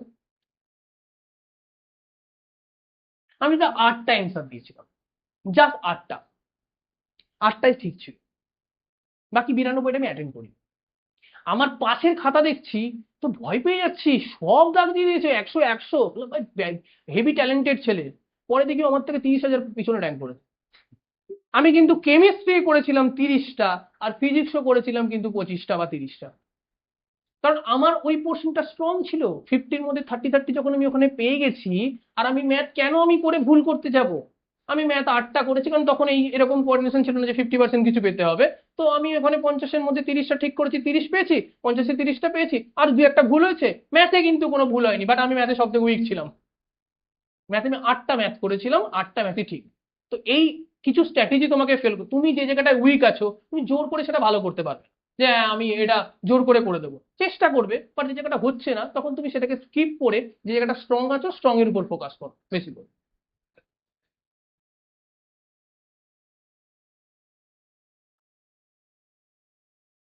সেটা হচ্ছে তার পিছনে একটাই কারণ, তুমি খুব টেনশন পেয়ে যাচ্ছ যে হ্যাঁ এই জিনিসটা আমাকে তাড়াতাড়ি করতে হবে, স্ট্রেস হয়ে যাচ্ছে। তুমি যখন করেছো তখন যে ভিশন নিয়ে করেছো আর তুমি পরীক্ষার হলের মধ্যে যে ভিশন নিয়ে করছো, পুরো এনভায়রনমেন্টটা ডিফারেন্ট। তোমার মতো সেম লেভেলে সবাই বসে আছে, এই যে বললাম আমি 8টা করেছি, পাশে দেখলাম 100টা রাজনীতি জানো, বাবাও তো ফার্স্ট হবে আমার পাশে, না রোল নাম্বারটা লিখে রাখি, দিয়ে পরে রোল নাম্বার লিখে রেখে দেখলাম ও 30,000 পরে র্যাঙ্ক করেছে। ঠিক সেরকমই তুমি এইটা মাথায় রাখো যে তুমি যেটা করছো বসে করো, ভেবে করো, কম করো। তোমার কাজটা কি হচ্ছে, তুমি 100টার মধ্যে 80টাই হয়তো ট্রাই করতে যাচ্ছ যে হ্যাঁ আমাকে 80টা করতে হবে। 80টা তোমাকে ট্রাই করতে হবে না, তুমি 30টা ভালো করে করো। আর আমি তোমাকে বলছি 30টা ভালো, তুমি যদি ম্যাথ 100টার মধ্যে 30 থেকে 40টা ভালো করে করো, তুমি ভালো গভর্নমেন্ট জায়গায় তুমি চান্স পেয়ে যাবে। এটাই আমরা ভুল করি, বেশি ভুল করি। আমরা এটাই করি যে আমি তুক্কা মেরে এই জিনিসটা বি আর সি এর মধ্যে হবে সেখানে চলে যাব। কেন? তুমি যতটুকু পারছো সেটুকুই করো, সেই রেজাল্টের উপর দিয়ে যাও, তাহলে তোমার যে র্যাঙ্ক আসবে সেই র্যাঙ্কে তুমি অনেক বেটার কলেজ পাবে। তুমি যত বেশি ভুল করবে তত চান্স কিন্তু তোমার কমতে থাকবে। সংখ্যা তত্ত্ব নয়, ও 200খানা করে এসছে, আমি 20খানা করে ওর থেকে বেশি নাম্বার পেতে পারি। আমাকে সঠিক 20খানা করতে হবে। ও 200খানার মধ্যে দেখা গেল ওর 180খানা ভুল, তাতে দেখা গেল ওর মাইনাসে এমন র্যাঙ্ক হয়েছে ওকে আর খুঁজে পাওয়া যাচ্ছে না কোথাও। তো সেই জায়গাটা তোমাকে স্ট্র্যাটেজি ওয়াইজ তৈরি করে নিতে হবে। বলো।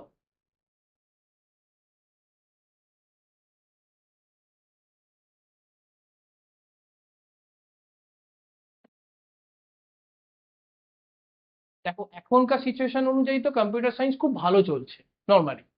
এবার একটা ব্যাপার হলো, 2013-14 সালে কম্পিউটার সায়েন্সকে লোকে পাত্তা দিত না। ইঞ্জিনিয়ারিং এন্ড টেকনোলজি এই ডিপার্টমেন্টটা এমন একটা জায়গা যেটা আজ থেকে 5 বছর পরে কি হবে কেউ জানে না। আজকে তোমাকে যদি কম্পিউটার সায়েন্স বলি, 5 বছর পরে কম্পিউটার সায়েন্স নাও ভালো থাকতে পারে। প্রত্যেকটা ব্রাঞ্চই গুড, জাস্ট একটা জিনিস মাথায় রাখবে, ডে বাই ডে নতুন যা টেকনোলজি আসবে তোমাকে শিখতে হবে। তোমরা কে কে এআই জানো, আর্টিফিশিয়াল ইন্টেলিজেন্স কিছু জানো, করতে পারো? পারো না, যেগুলো তোমাদের এখনো আসেনি। এআই তোমাদেরকে জানতে হবে। তুমি জানো, আমি তোমাকে ছোট্ট করে একটু একটু করে বলছি, 2017 সালে যখন আমি হায়দ্রাবাদে ছিলাম তখন প্রথম এসেছিল ডিজিটাল মার্কেটিং, খুব দাম হয়েছিল মার্কেটে। আমি ডিজিটাল মার্কেটিং শিখলাম, বলো খুব সহজ, কোনো ব্যাপার না। তারপরে কি হলো? তারপরে এলো ডেটা অ্যানালিটিক্স, মানে আমরা যে ডেটা নিয়ে কাজ করছি সেই ডেটাগুলোকে আমরা কি করে স্ট্র্যাটেজিক্যালি দেখবো, সেই জায়গা। এখন এলো কি আর্টিফিশিয়াল ইন্টেলিজেন্স। তো তোমাকে প্রত্যেকটা জায়গায় নিজেকে আপগ্রেড করতে হবে। তোমার ভ্যালু তখনই বাড়বে, কোম্পানি তোমাকেই নেবে। কম্পিউটার সায়েন্স একবার করে রেখে দিয়েছি মানে আরে দারুণ ইউনিভার্সিটি থেকে করে রেখে দিয়েছি, কেউ তোমায় পাত্তা দেবে না। স্কিলটা গেইন করতে হবে। স্কিল তোমাকে ইমপ্রুভ করতেই হবে, সেই স্কিল থেকেই কিন্তু তুমি পারবে। আর একটা তোমাদের ছোট্ট ইনফরমেশন দিয়েছি, কম্পিউটার সায়েন্স বা যেটা কথা বললে, আজকে আইআইটির কথা সবাই জানো, তোমরা সবাই তোমরা চাও আইআইটি তে পড়তে। আইআইটি তে পড়ে কতজন চাকরি করছে জানো? Very little bit, maximum is entrepreneur.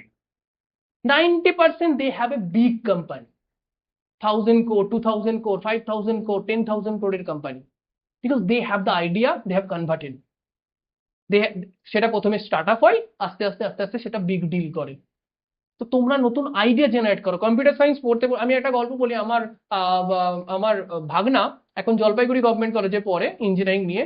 Last year ওখানে একটি মেয়ে, যার বাবা একটি কাঠের দোকানে কাজ করতো, 10,000 টাকা করে মাইনে পেত, সেই মেয়েটি একটি চাকরি পেয়েছে। চাকরিটি 1 কোটি টাকার প্যাকেজে, 1 কোটি টাকা পার অ্যানাম সেই মেয়েটি পাচ্ছে। বাকি স্টুডেন্টরা কেউ পায়নি। কেন পায়নি জানো?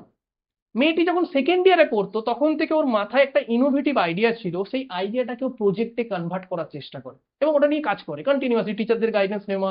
ওই প্রজেক্টটাকে নিয়ে কিন্তু ওকে সব থেকে বেশি কোশ্চেন করে ওই কোম্পানি, এবং দেখে যে এই প্রজেক্টটার ও সবকিছু জানে এবং প্রজেক্টটা ফিউচারিস্টিক, ওকে সঙ্গে সঙ্গে 1 কোটি টাকার একটা প্যাকেজ দেয়। তার তাহলে এখান থেকে আমরা কি শিখলাম? আমাকে নতুন কিছু আইডিয়া জেনারেশন করতে হবে, যেটাকে কনভার্ট। কম্পিউটার সায়েন্স সবাই পড়ছে, মেকানিক্যাল সবাই পড়ছে, কনস্ট্রাকশন সবাই পড়ছে, সব আমি পড়ে নিয়ে চলে এলাম। পড়ে নিয়ে চলে এলে হবে না, তার মধ্যে মডিফিকেশন কোথায় লাগবে? আজকে তুমি কম্পিউটার সায়েন্স নিয়ে শুধু আমরা কথা বলছি, কেন মেকানিক্যাল অপশন নেই? কেন আর সিভিল অপশন নেই? সব জায়গায় অপশন আছে, নতুন নতুন তুমি আইডিয়া জেনারেট করতেই পারো। আজকে প্রবলেমটাকে ফাইন্ড আউট করো। আমরা সবসময় একটা কথা বলি, তোমাকে সলিউশন খুঁজতে হবে না, তুমি আগে খুঁজে বের করো প্রবলেম কোথায়, কোনটা প্রবলেম, যে আমি পারছি না কেন।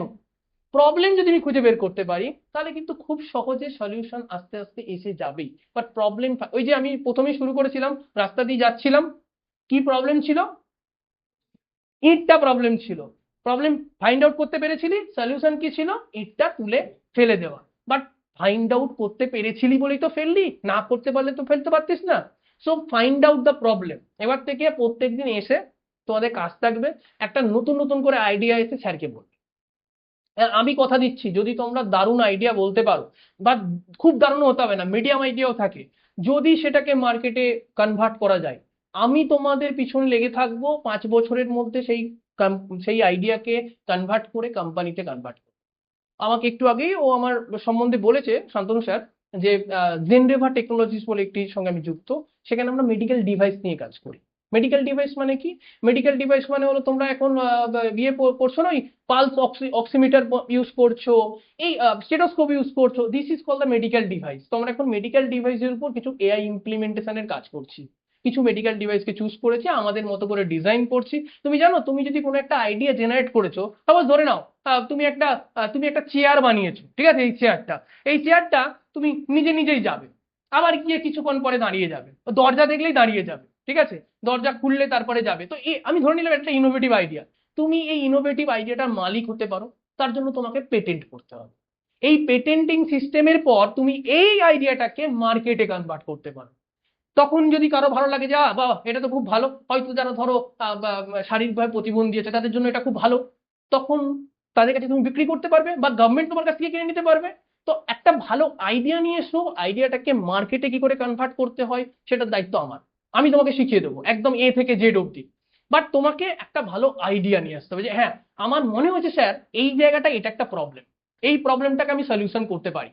এই সলিউশনটা করতে পারলে মনে হয় যে মানুষের একটা উপকার হবে। আমাদের গভর্নমেন্ট কি বলছে জানো তো?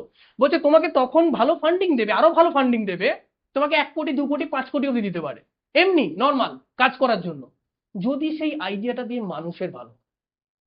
তুমি একটা আইডিয়া করেছো যেটা হয়তো সবার জন্য খুব একটা ভালো নয়, নর্মাল বেসিক, সেখানে তোমাকে খুব বেশি ফান্ডিং হতে নাও দিতে পারে, বাট সবার জন্য ভালো হলে কিন্তু সেটা দেবে। তো তুমি সেই আইডিয়াগুলোকে ফাইন্ড আউট করো। আর দেখো, ধরো আমার একটা মাথা, শান্তনু স্যারের একটা মাথা, ম্যামের একটা মাথা, আমরা কতগুলো ভাববো? আমরা একটা করে ভাববো, দুটো করে ভাববো। তোমরা 30 জন আছো, তোমরা 30 জনে 30টা আইডিয়া ভাবতে পারো। আমরা একসঙ্গে বসে 35টা আইডিয়া আসতে পারে। 35টা আইডিয়া থেকে দেখা গেল আমাদের আইডিয়াগুলো একদম বাকোয়াস ছিল, তোমাদের 5টা আইডিয়া আমাদের খুব ভালো লাগলো, আমরা 35 জন মিলে বসে ওই 5টা আইডিয়াকে কাজ করলাম, কনভার্ট করলাম, আমরা একটা এম্পায়ার তৈরি করলাম, আমরা একটা কোম্পানি তৈরি করলাম, যেখান থেকে আমরা ভালো জায়গায় কনভার্ট করতে পারি। আমি বেশ কিছুদিন আগে একটা জায়গায় গিয়েছিলাম, ভাইজ্যাকে, আমার খুব ভালো লেগেছে। তো ভদ্রলোকের স্টোরি তোমাদের ইন্সপায়ার করবে। ভদ্রলোকের বাড়ি আসানসোলে। আসানসোল নাম শুনেছো সবাই মোটামুটি। ভদ্রলোক খুবই গরিব ফ্যামিলির। উনি ছোটবেলায় সংসার চালানোর জন্য পার্লেজি বিস্কুট আরো অনেক কিছু জিনিস বিক্রি করতেন সাইকেলে করে। উনি এতটাই গরিব ছিলেন, এইচএস পাস করার পরে ওনার পড়ার মতো ক্ষমতা থাকে।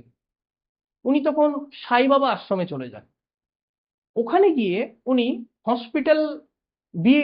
হসপিটাল অ্যাডমিনিস্ট্রেশনের উপর উনি বিএইচএ বলে যেটাকে, সেটার উপর উনি পড়াশোনা করেন। তারপরে ওটার উপর মাস্টার্স করেন, তারপর ওখানে পিএইচডি করেন, এবং পুরোটাই উনি করেছেন ফ্রিতে, যেহেতু সাই বাবার আশ্রমে এটা পুরোটা ফ্রিতে পড়ানো হয়। এবং ওখানেই একটি হসপিটালে উনি কাজ শুরু করেন।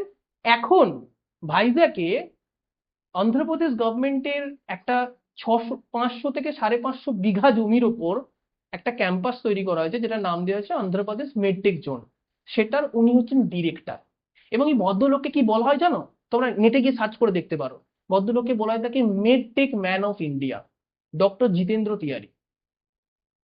তিনি আসানসোলের একটা একদম গরিব ফ্যামিলি থেকে উঠে আসা একটা ছেলে, যিনি আজকে গিয়ে গোটা ওয়ার্ল্ডের মধ্যে একটা দারুণ কোলাবোরেশন করছেন। মানে সব থেকে বিউটি, আমি স্যারকে যদি বলবো একটু যদি ভিডিওতে দেখানো যায়, how good the campus is. আমি জাস্ট ইন্সপায়ার করার জন্য বলছি, দারুণ ক্যাম্পাস।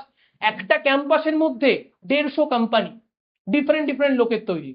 একটা ক্যাম্পাসের মধ্যে তোমার কোনো আইডিয়া আছে, আইডিয়াকে কনভার্ট করতে পারবে, তার জন্য এক্সপার্ট আছে। একটা ক্যাম্পাসের মধ্যে ডিফারেন্ট টাইপের ডিসকাসেবল, এবং একটা ক্যাম্পাসের মধ্যে একটা ইউনিভার্সিটি তৈরি করা হয়েছে, যেটা medtech university, first medtech university, যেখানে তোমার টেকনোলজি নিয়ে কথা বলতে পারবে। এই বাঁকুড়া, পুরুলিয়া, সমস্ত জায়গার গ্রাম থেকে, হুগলি, এখানের মেদিনীপুর, এখান থেকে লোকজন গিয়ে নাসা যেতে পারে, লোকজন ডাক্তার হতে পারে, বড় বড় জায়গায় সায়েন্টিস্ট হতে পারে। আর তোমরা কেন হতে পারবে না? তোমরা খুব ইজিলি হতে পারবে, জাস্ট তোমরা ওয়েটা ঠিক মতো করে এই ওয়েতে হেঁটে যাও, যে হ্যাঁ আমি চেষ্টা করবো। এবার দেখো, চেষ্টা করে তুমি যদি সফল না হও তাহলেও কিন্তু তুমি উইনার, কারণ তুমি চেষ্টা করেছো। আবার চেষ্টা করো, তুমি কিন্তু জিতবেই একদিন। আমার মনে আছে আমি 2012 সালে হায়ার সেকেন্ডারি পরীক্ষা দিই। আমি 1 বছর নিট পরীক্ষার জন্য বসেছিলাম, আমি কিন্তু সফল হইনি। 2013 আমি কিন্তু সফল হইনি, আমি কিন্তু হাল ছেড়ে দিয়েছিলাম। আমি বিফার্মে অ্যাডমিশন নিয়েছিলাম। আমার 3-4 জন বন্ধুকে আমার মনে আছে, আমি 2013 থেকে 2017 বিফার্ম পাস আউট করে গেছি। সেই বন্ধুটি 5 বছর ধরে চেষ্টা করে 2017 সালের নিট পরীক্ষায় পাস করে, আমি যখন পাস আউট করে আর্নিং শুরু করে দিয়েছি, ও তখন গিয়ে MBBS এর অ্যাডমিশন পেয়েছে। 5 years, how much strong he is, that 5 years struggling, that আমাকে নিট পেতেই হবে, এই ডিটারমিনেশনটাই কিন্তু ওকে উইনার করে দিয়েছে। ওর সঙ্গে হয়তো সেরকম কেউ ছিল না, ওর বাড়ির লোক ছিল না, কেউ থাকবে না। তুমি যখন একটা যুদ্ধে যাচ্ছ, তোমার যুদ্ধে যাওয়ার জন্য তোমার সাথে কেউ থাকবে না, তোমাকে একাকে থাকতে হবে। তুমি যদি মনে করো নিট পড়বে, তুমি যদি মনে করো অন্য কিছু পড়বে, সব কিছুই আছে, অনেক কিছু অপশন আছে, সেই জিনিসটার জন্য তুমি 100 না 1000% দাও। তুমি যদি প্রথমবার সফল না হও, আবার চেষ্টা করো। তবে হ্যাঁ, প্রথমবার সফল না হওয়ার পরে তুমি দেখে নেবে প্রথমবার সফল হওনি, তার কারণটা খুঁজে বের করবে। সেই কারণগুলোর উপর আগে কাজ করো, তারপরে তুমি সেকেন্ডবার অ্যাপ্লাই করো। আমি তোমাকে বলছি তুমি জয়ী হবেই। তো চেষ্টা করো নিজের উপর কাজ করা। আর দেখো, আমি এখানে কাউকেই চিনি না, কারণ নামও জিজ্ঞেস করিনি নর্মালি। তোমরা সবাই সবাইকে ভালো করে চেনো, আর নিজেকে খুব ভালো করে চেনো। আমি কিন্তু খুব ভালো করে জানি আমার কী খেতে খুব ভালো লাগে, বা কোন মিষ্টিটা খেতে আমার ভালো লাগে, বা আমার কি করতে ভালো লাগে। তুমিও কিন্তু তোমার জানো। ধরো আমার রসগোল্লা খেতে ভালো লাগে, তোমার নাও ভালো লাগতে পারে। তোমার হয়তো একটু পান্তুয়া খেতে ভালো লাগে, বা কারো ক্ষীরপায়ের বাবরসা খেতে ভালো লাগতে পারে। এই যে ভালো লাগাটা, এটা কিন্তু ইন্ডিভিজুয়াল। এটা কে বুঝবে? তুমি নিজেই বুঝবে। তো তুমি যখন বুঝতে পারছো তোমার ক্ষীরপায়ের বাবরসা খেতে ভালো লাগে, তুমি তো রসগোল্লা খাবে না, তুমি বাবরসা থাকলে বাবরসাটাই খাবে। তো তুমি তো অলরেডি চয়েস করে নিয়েছো, তো তুমি সেটাই করো। তোমার নিজের স্ট্রেংথটাকে তুমি নিজে বের করো। হ্যাঁ, তুমি গাইডেন্স নিতে পারো অবশ্যই। তোমার যে জায়গাটা তুমি বুঝতে পারছো না, যে হ্যাঁ এটা হলে হয়তো ভালো হতো, আমি কি একটু জিজ্ঞেস করবো? শান্তনু স্যার আছেন, আরও অনেকেই আছেন, সবাইকে জিজ্ঞেস করবে। এখানে আমিও আছি, তুমি আমার ডিটেলস নিয়েও জিজ্ঞেস করতে পারো যে আমি এটা নিয়ে পড়লে কি ভালো হবে। তার তুমি দেখে নেবে তার 5 years আর 10 years পরে তার স্কোপ কোন জায়গায় আছে, তার ভালো কোনটা, তার খারাপ কোনটা। এই দুটো জায়গা দেখে নিয়ে তুমি সেটাকে চুজ করলে, এবং তুমি সেই জায়গাটা গ্র্যাব করতে পারবে কি পারবে না। আমাদের অনেক স্টুডেন্ট আছে বলে যে স্যার আমি কলকাতার বাইরে যেতে চাই না। তো তুমি যখন কলকাতার বাইরে যেতে চাইছো না, হতেই পারে তুমি বাড়িতে থাকতে চাও, বা আমার সঙ্গে থাকতে চাও, বা ওয়েস্ট বেঙ্গলের মধ্যে থাকতে চাও। তার মানে তুমি কিছু অপশন তো কম পাবে, এটা তোমাকে মেনে নিতে হবে। তার মানে ওই কমের মধ্যে তোমাকে কিন্তু বুঝে নিতে হবে কোনটা তোমার জন্য ভালো, তুমি সেটাকে চুজ করো। সেই জায়গাটা কিন্তু গাইডেন্স দেবে টিচাররা। তোমার কাজ হলো তোমার ভালো লাগাটাকে তুলে ধরা, যে স্যার আমার এটা ভালো লাগছে, আমার এই 4টে জিনিস ভালো লাগছে। ওই 4টের মধ্যে থেকে 1 বা 2 এটাকে কনভার্ট করার দায়িত্ব কিন্তু টিচারের। তো এবার থেকে যখনই কোনো সমস্যা হবে, সেই সমস্যাগুলোকে তুলে ধরো, যে স্যার আমার এই প্রবলেমটা হয়েছে, আমি কি এটা নিয়ে পড়তে পারি। অনেকেই দেখবে, অনেকেই খুব ড্রিম আমি নার্স হব। দেখবে এখন ওয়েস্ট বেঙ্গলে বোধহয় ঘরে ঘরে প্রত্যেকটা ঘরে একটা করে নার্স আছে। আর তাদের মধ্যে 70% হচ্ছে ব্যাঙ্গালোর থেকে পড়ে এসছে। তাদের মধ্যে 30%-এর রেজিস্ট্রেশন ভালো করে হয়নি মানে সেই কলেজটি লাইসেন্স ছিল না আইএনসি-এর। এই যে প্রবলেমগুলো, তুমি যখন অ্যাডমিশন, তুমি যদি নার্স সত্যি হতে চাও, তুমি নার্স হওয়ার জন্য তোমাকে কী কী পড়তে হবে, তুমি আগে এন্ট্রান্স এক্সাম দাও। তুমি এন্ট্রান্স এক্সাম দিয়ে তুমি যদি কলেজ পাও, সেই কলেজ অলরেডি বোর্ডের মধ্যে থাকবে, তুমি ইজিলি তোমার ওই চিন্তা থাকছে না। সেকেন্ড, তুমি যদি কলেজ চুজ করেছো কোনো একটা অন্য কোনো জায়গায়, সেটা আগে ডিসকাশন করে নাও। কারণ তুমি সবসময় যে ওয়েবসাইটে যেটা দেখতে পাচ্ছ সেটাই সত্যি, সেটা কিন্তু নয়। এটার ভেরিফিকেশনের অনেক প্রসিডিওর রয়েছে। তো take the guidance from the teachers, they will guide you properly that which pathway will be the better for all of you.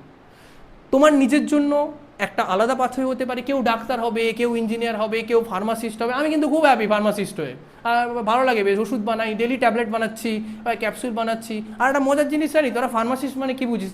Tablet capsule বানাই, তাই তো? আমরা কিন্তু শুধু ট্যাবলেট ক্যাপসুল বানাই না, আমরা ফেস ওয়াশ বানাই, আমরা বডি ওয়াশ বানাই, আমরা ফেস ক্রিম বানাই, আমরা শ্যাম্পু বানাই। তুই বলি স্যার ইউজ করতে পারি? হ্যাঁ, ইউজ করতে পারিস। তুই যেগুলো মার্কেটে পাচ্ছিস তার থেকে ভালো, অনেক বেটার। কারণ একদম রয়্যাল, একদম হাতে নাতে বানিয়ে দিচ্ছিস পুরো জিনিসটাই। তো আমাদের এই স্ট্রিমটি খুব একটি দারুণ জায়গা। অনেকে, আমি যখন প্রথম পড়েছিলাম, আমি একটা জায়গায় বলেছিলাম, আমার ভিডিও আছে, যে আমি যখন প্রথম 2013 সালে পড়তে আসি, আমাকে বলেছিল যে ও আচ্ছা কম্পাউন্ডার হতে যাচ্ছ। এটাই কিন্তু ছিল, আমি নয়, আমার মতো যারা পড়েছে সবাইকে একই কথা, যে কম্পাউন্ডার হওয়ার জন্য পড়তে যাচ্ছ।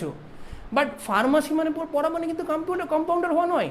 ফার্মাসির রিসার্চ অ্যান্ড ডেভেলপমেন্ট যে আছে, সেখান থেকে তুমি ওষুধ তৈরি করছো। হ্যাঁ, জায়গাটা অনেকটা কম, তোমাকে সেই জায়গায় নিজেকে তুলে নিয়ে যেতে হবে, তোমাকে সেই জায়গায় নিজেকে তুলতে হবে। আজকে এই যে কোভিড ভ্যাকসিন 2020, তোদের তখন কত করে বয়স ছিল, আরও 5 বছর কমিয়ে দে।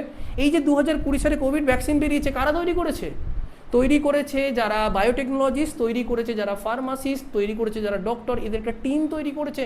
এই মিলিয়ে একটা R&D section, research and development, যারা ভ্যাকসিন তৈরি করছে, ওষুধ তৈরি করছে। আজকে যে কোনো সমস্যা হচ্ছে, ওষুধগুলো তৈরি হচ্ছে, কোথায় তৈরি হচ্ছে? ফার্মাসিউটিক্যাল ল্যাবে তৈরি হচ্ছে, সেটা একজন ফার্মাসিস্ট তৈরি করছে। তো ফার্মাসিস্ট মানে শুধু কম্পাউন্ডার না। আরে কম্পাউন্ডার তো ছেড়ে দাও, ওটা পুরনো কথা ছিল। ফার্মাসিস্ট মানে শুধু ওষুধ দেওয়া নয়, ফার্মাসিস্ট মানে হলো ওষুধ তৈরি করাও। আর যেটা সব থেকে ইম্পর্টেন্ট, এই কিছুদিন আগে বলছিলাম একটা কথা, যে আমাদের মোটামুটি কী কী জিনিস মোটামুটি লাগে, ধর একটা মাথার উপর একটা ছাদ লাগে, তাই তো, থাকার জন্য, আর দুবেলা খাওয়া লাগবে, আর আরেকটা জিনিস লাগবে, ভালো জামা কাপড় লাগবে মোটামুটি, আর 4 নাম্বারটা হচ্ছে ওষুধ। কেউ একজন হাত তুলে বলতো আজ অব্দি একটা ওষুধ খাসনি? কেউ আছিস? একটা ওষুধ খাইনি আমি, কোনো দিনে একটা ওষুধ খাইনি। আরে তুই যখন জন্মেছিস তোর সঙ্গে সঙ্গে 2 মিনিটের মধ্যে তোকে একটা ওষুধ দিয়েছে, অতএব ওষুধ লাগবেই। আর এই ওষুধের সঙ্গে ফার্মাসি, ডক্টরস, নার্স, এই জায়গাগুলো এমন সুন্দর করে ছড়িয়ে আছে। তোমরা এই প্রফেশনটাকে একটা নোবেল প্রফেশন হিসাবে নেবে, যারা আসতে চাইছো, যারা অন্য দিকে যেতে চাইছো। সবাইকে যে ফার্মাসি পড়তে হবে, ডাক্তারি হতে হবে, যার যেটা ভালো লাগবে সেটা পড়ো। তো সেই জায়গাটার কোনটা ভালো কোনটা খারাপ সেই জায়গাটা তুলে ধরো, তুমি একটু বোঝার চেষ্টা করো, না বুঝতে পারলে গাইডেন্স নাও। আর অবভিয়াসলি আমি তোমাদেরকে বলছি, সেলফ অ্যানালিসিস করো না, যে হ্যাঁ আমি বুঝে গেছি নার্স হতেই হবে, আর নার্সের জন্য আমার মনে হয়েছে এই কলেজটাই খুব ভালো। কে বলেছে তোমাকে ওই কলেজটাই খুব? ও তো আগের বছর দেখা গেলো আইএনসি থেকে নাম হাঁটিয়ে দিয়েছে, তুমি জানোই না। হয়তো তোমার কোনো একটা দিদি বলেছে, সে হয়তো ওখানে ভর্তি করার জন্য তোমার কাছে টাকা পাবে কলেজের থেকে, তোমাকে বলে দিল তুই ওখানে ভর্তি হয়ে যা। তুমি গাইডেন্স নাও টিচারের থেকে, অ্যান্ড অবভিয়াসলি তুমি প্রপারলি টিচারের কাছ থেকে গাইডেন্স নিয়ে এই কলেজটা ভালো হবে কি না, বা এই জায়গা এই স্ট্রিমে পড়তে পারি কি না, সেই জায়গাটা করো, তাহলে কিন্তু অনেকটা বেটার হবে। Thank you. আর কিছু বলার নেই আমার।